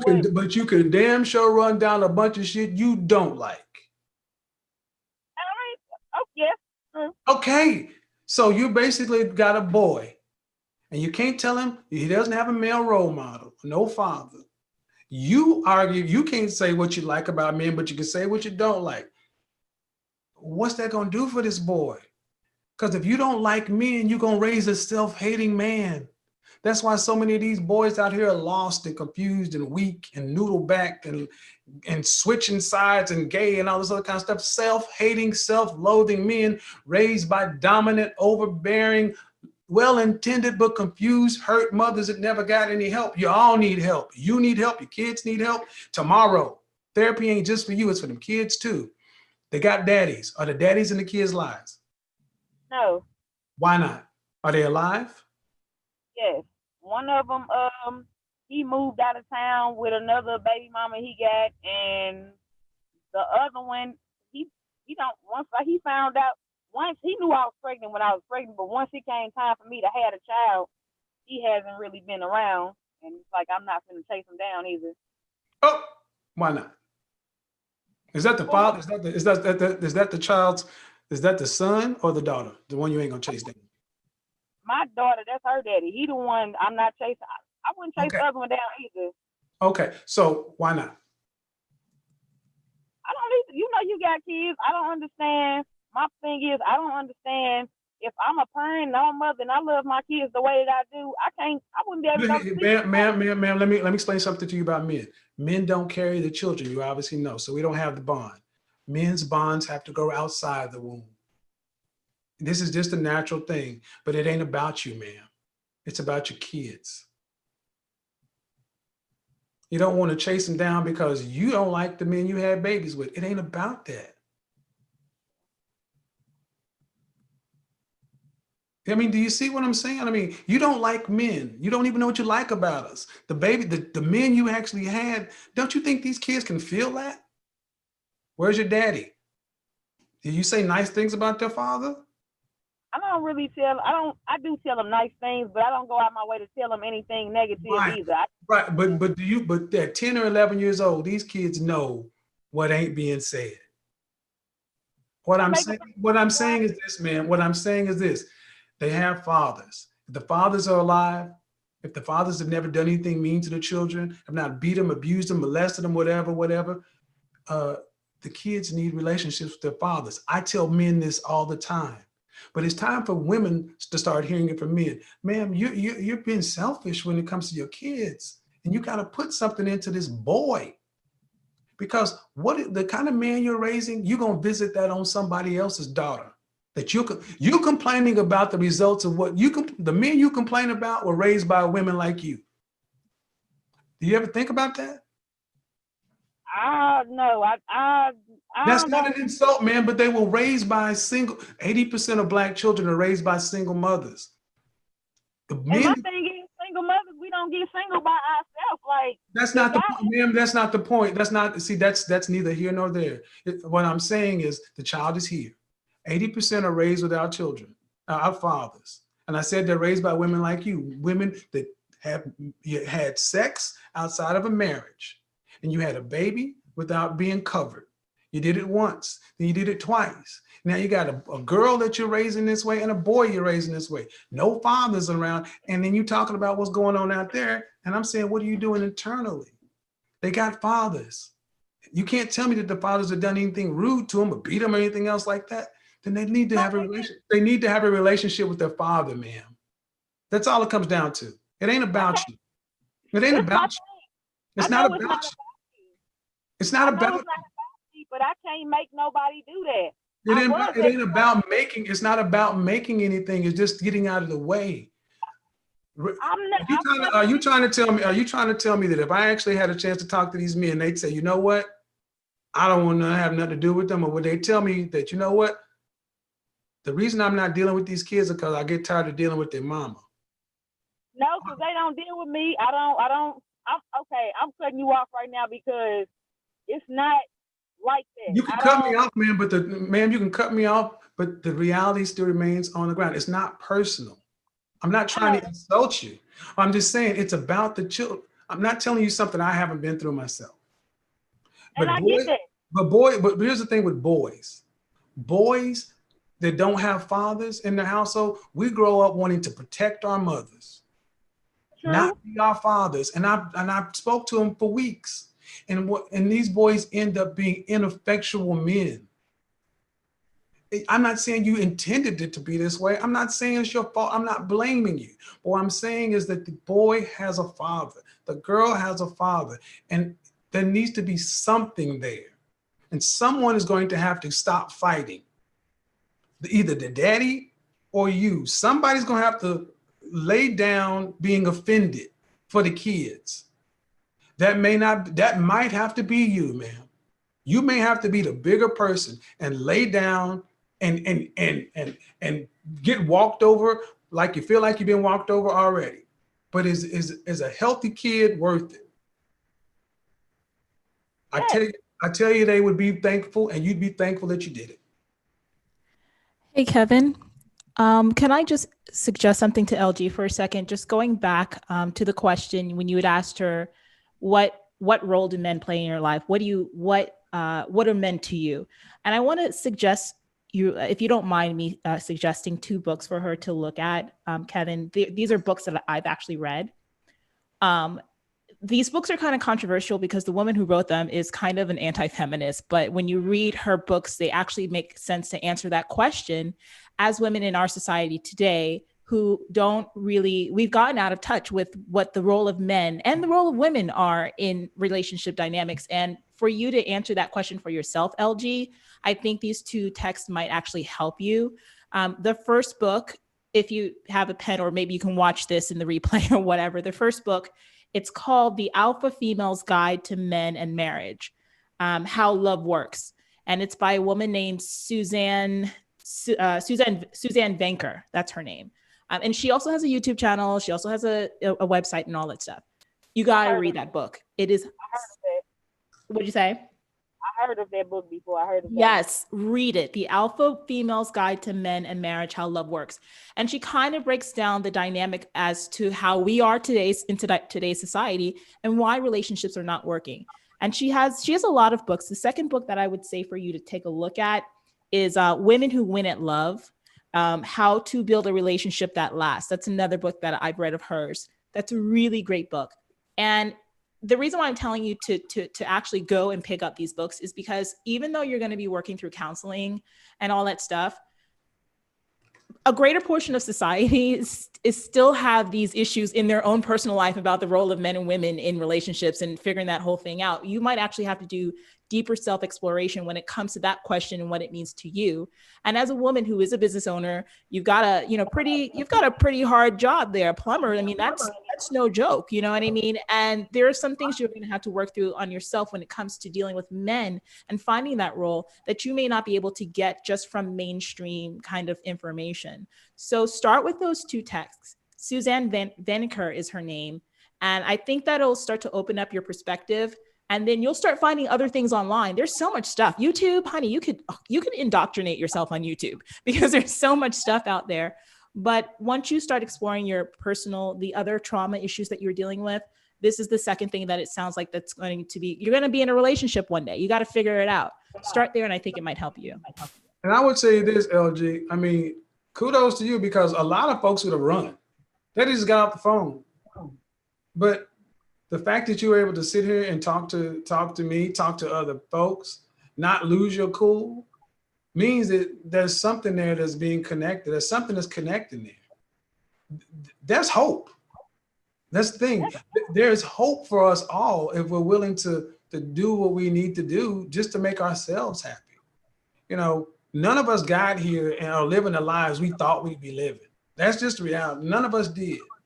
And like I say, for, you know, even for Shy, for you, for everybody, man, this is going to be beneficial for people who listen to the live stream. It'd be beneficial for you guys. So congratulations. I mean, it takes a lot to actually talk about this stuff.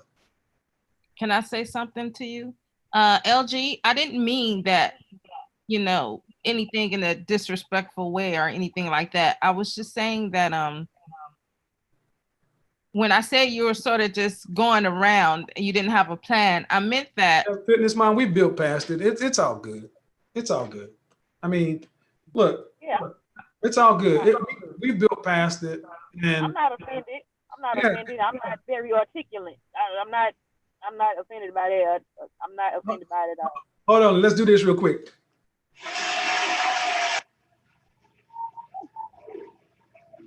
Because this has been a classic stream, we're gonna even do the G thing.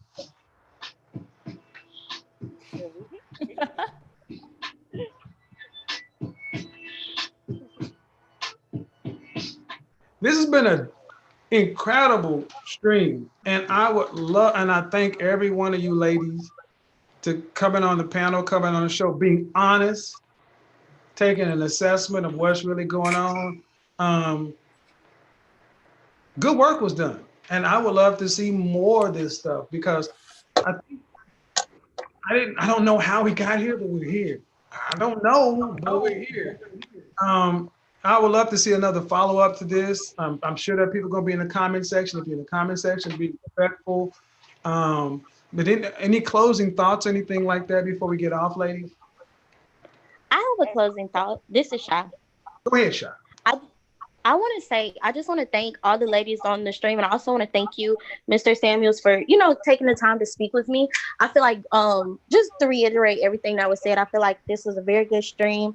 I have enjoyed myself, and I feel like I've gotten some very valuable information, and I feel like I've also gotten some good input from people who are older than me, who have more foresight on my situation. So just with me specifically, I feel like this was, very helpful, and I feel like it was very productive. Keep in contact, Sha. Keep in contact. I will. I love, And I think it's so crazy because I found you literally probably last night, watched one video, and then I seen you popped up in my recommended, and I clicked in. Now, first off, gotta start having protected sex. You gotta get some birth control, do something. You gotta do that. No babies. All right, anybody else before we get up out of here? Can I say something next? Go ahead, LG. I actually just found your channel like it's probably about 24 hours ago. I just found your channel. And I don't know. It felt like it was I don't know, I was looking at something about incels, and I was like, I didn't even know that was a thing. I didn't even know. It just opened my eyes up to what was going on, and it seemed like those guys had deeper seated issues than what was addressed. And I don't know. I know I got problems too. We all messed up. Yeah. And my last thing I got to say is I appreciate the older females that's on the panel right now talking, because a lot of times when I do meet older women in our life, they come off jealous, don't want to talk to the younger generation like we stepping on their toes about something. Mm-hmm. It's very rare that I find an older female, especially a female in their 40s or late 30s, that actually want to sit down and talk to a younger female. If my mama didn't teach me something to raise me and tell me nothing, I don't know. Like I said, I'm 30 years old. I don't know what the hell going on. I just woke the fuck up when I turned 30 a few months ago. I don't know nothing. So I'm looking at you older females for guidance, and it's like the older females that I run into, they got a bad thing on themselves to where they want to misguide or feel like they want to compete with the younger females instead of actually be the way the child was. Y'all got open arms telling me something I needed to hear. I'm not offended by nothing Miss Fitness Mom said. If you're trying to help me, I appreciate that. Well, I don't want to see older females like this ever. Well, and that happens on the men's side too. It happens on the men's side too. A lot of times you hear younger men feeling like that older men just come at them the wrong way.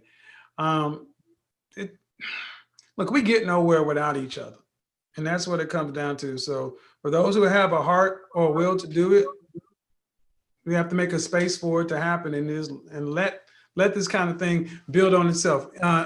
Anybody else? Roxy, Fitness Mom? I'll just say that I think that this was a great stream, and I really wish plenty of blessings to you ladies. I mean, you're still young enough to make the changes that need to happen, and you're not set in your ways. So it seems so far from this conversation. So just, you got a lot of gems, and so just apply them. And I think that you'll come out on the other side far better. It's going to take work though, but put in the work, it's worth it. Well, I was telling the guys that I'm going to, in the process of putting together like a group coaching and support group, because there's a lot of healing that needs to happen. Individual therapy needs to go on, but it also helps in a group setting to know you ain't crazy, that you ain't the only one out in therapy in Huntsville or St. Louis feeling like a weirdo. You're like, God damn, they doing this in Brooklyn too? This is happening in Miami? They're doing this in Tulsa? It's like this in Sacramento? Oh, okay, well, I'll keep going then because I ain't alone. People just need to know they're not alone going through this stuff. All right, Most then. people are not honest about going through this. Most people are not honest about they messed up. I know I messed up. I've been knew that. Most people not honest. All of us is in a way. Well, we'll get there. And the more people start seeing folks be honest, the easier it is for them to start. Some people a little bit more bold, some people a little bit more reserved. We'll all get there. Guys, I got a call coming up at 8 o'clock. That's why I got to shut this down. We can do this again. Good show, good bill. Thank everybody for showing up. Shout out to the CIA. One love to the FBI. Peace out, people. Till the next time. Talk at you later.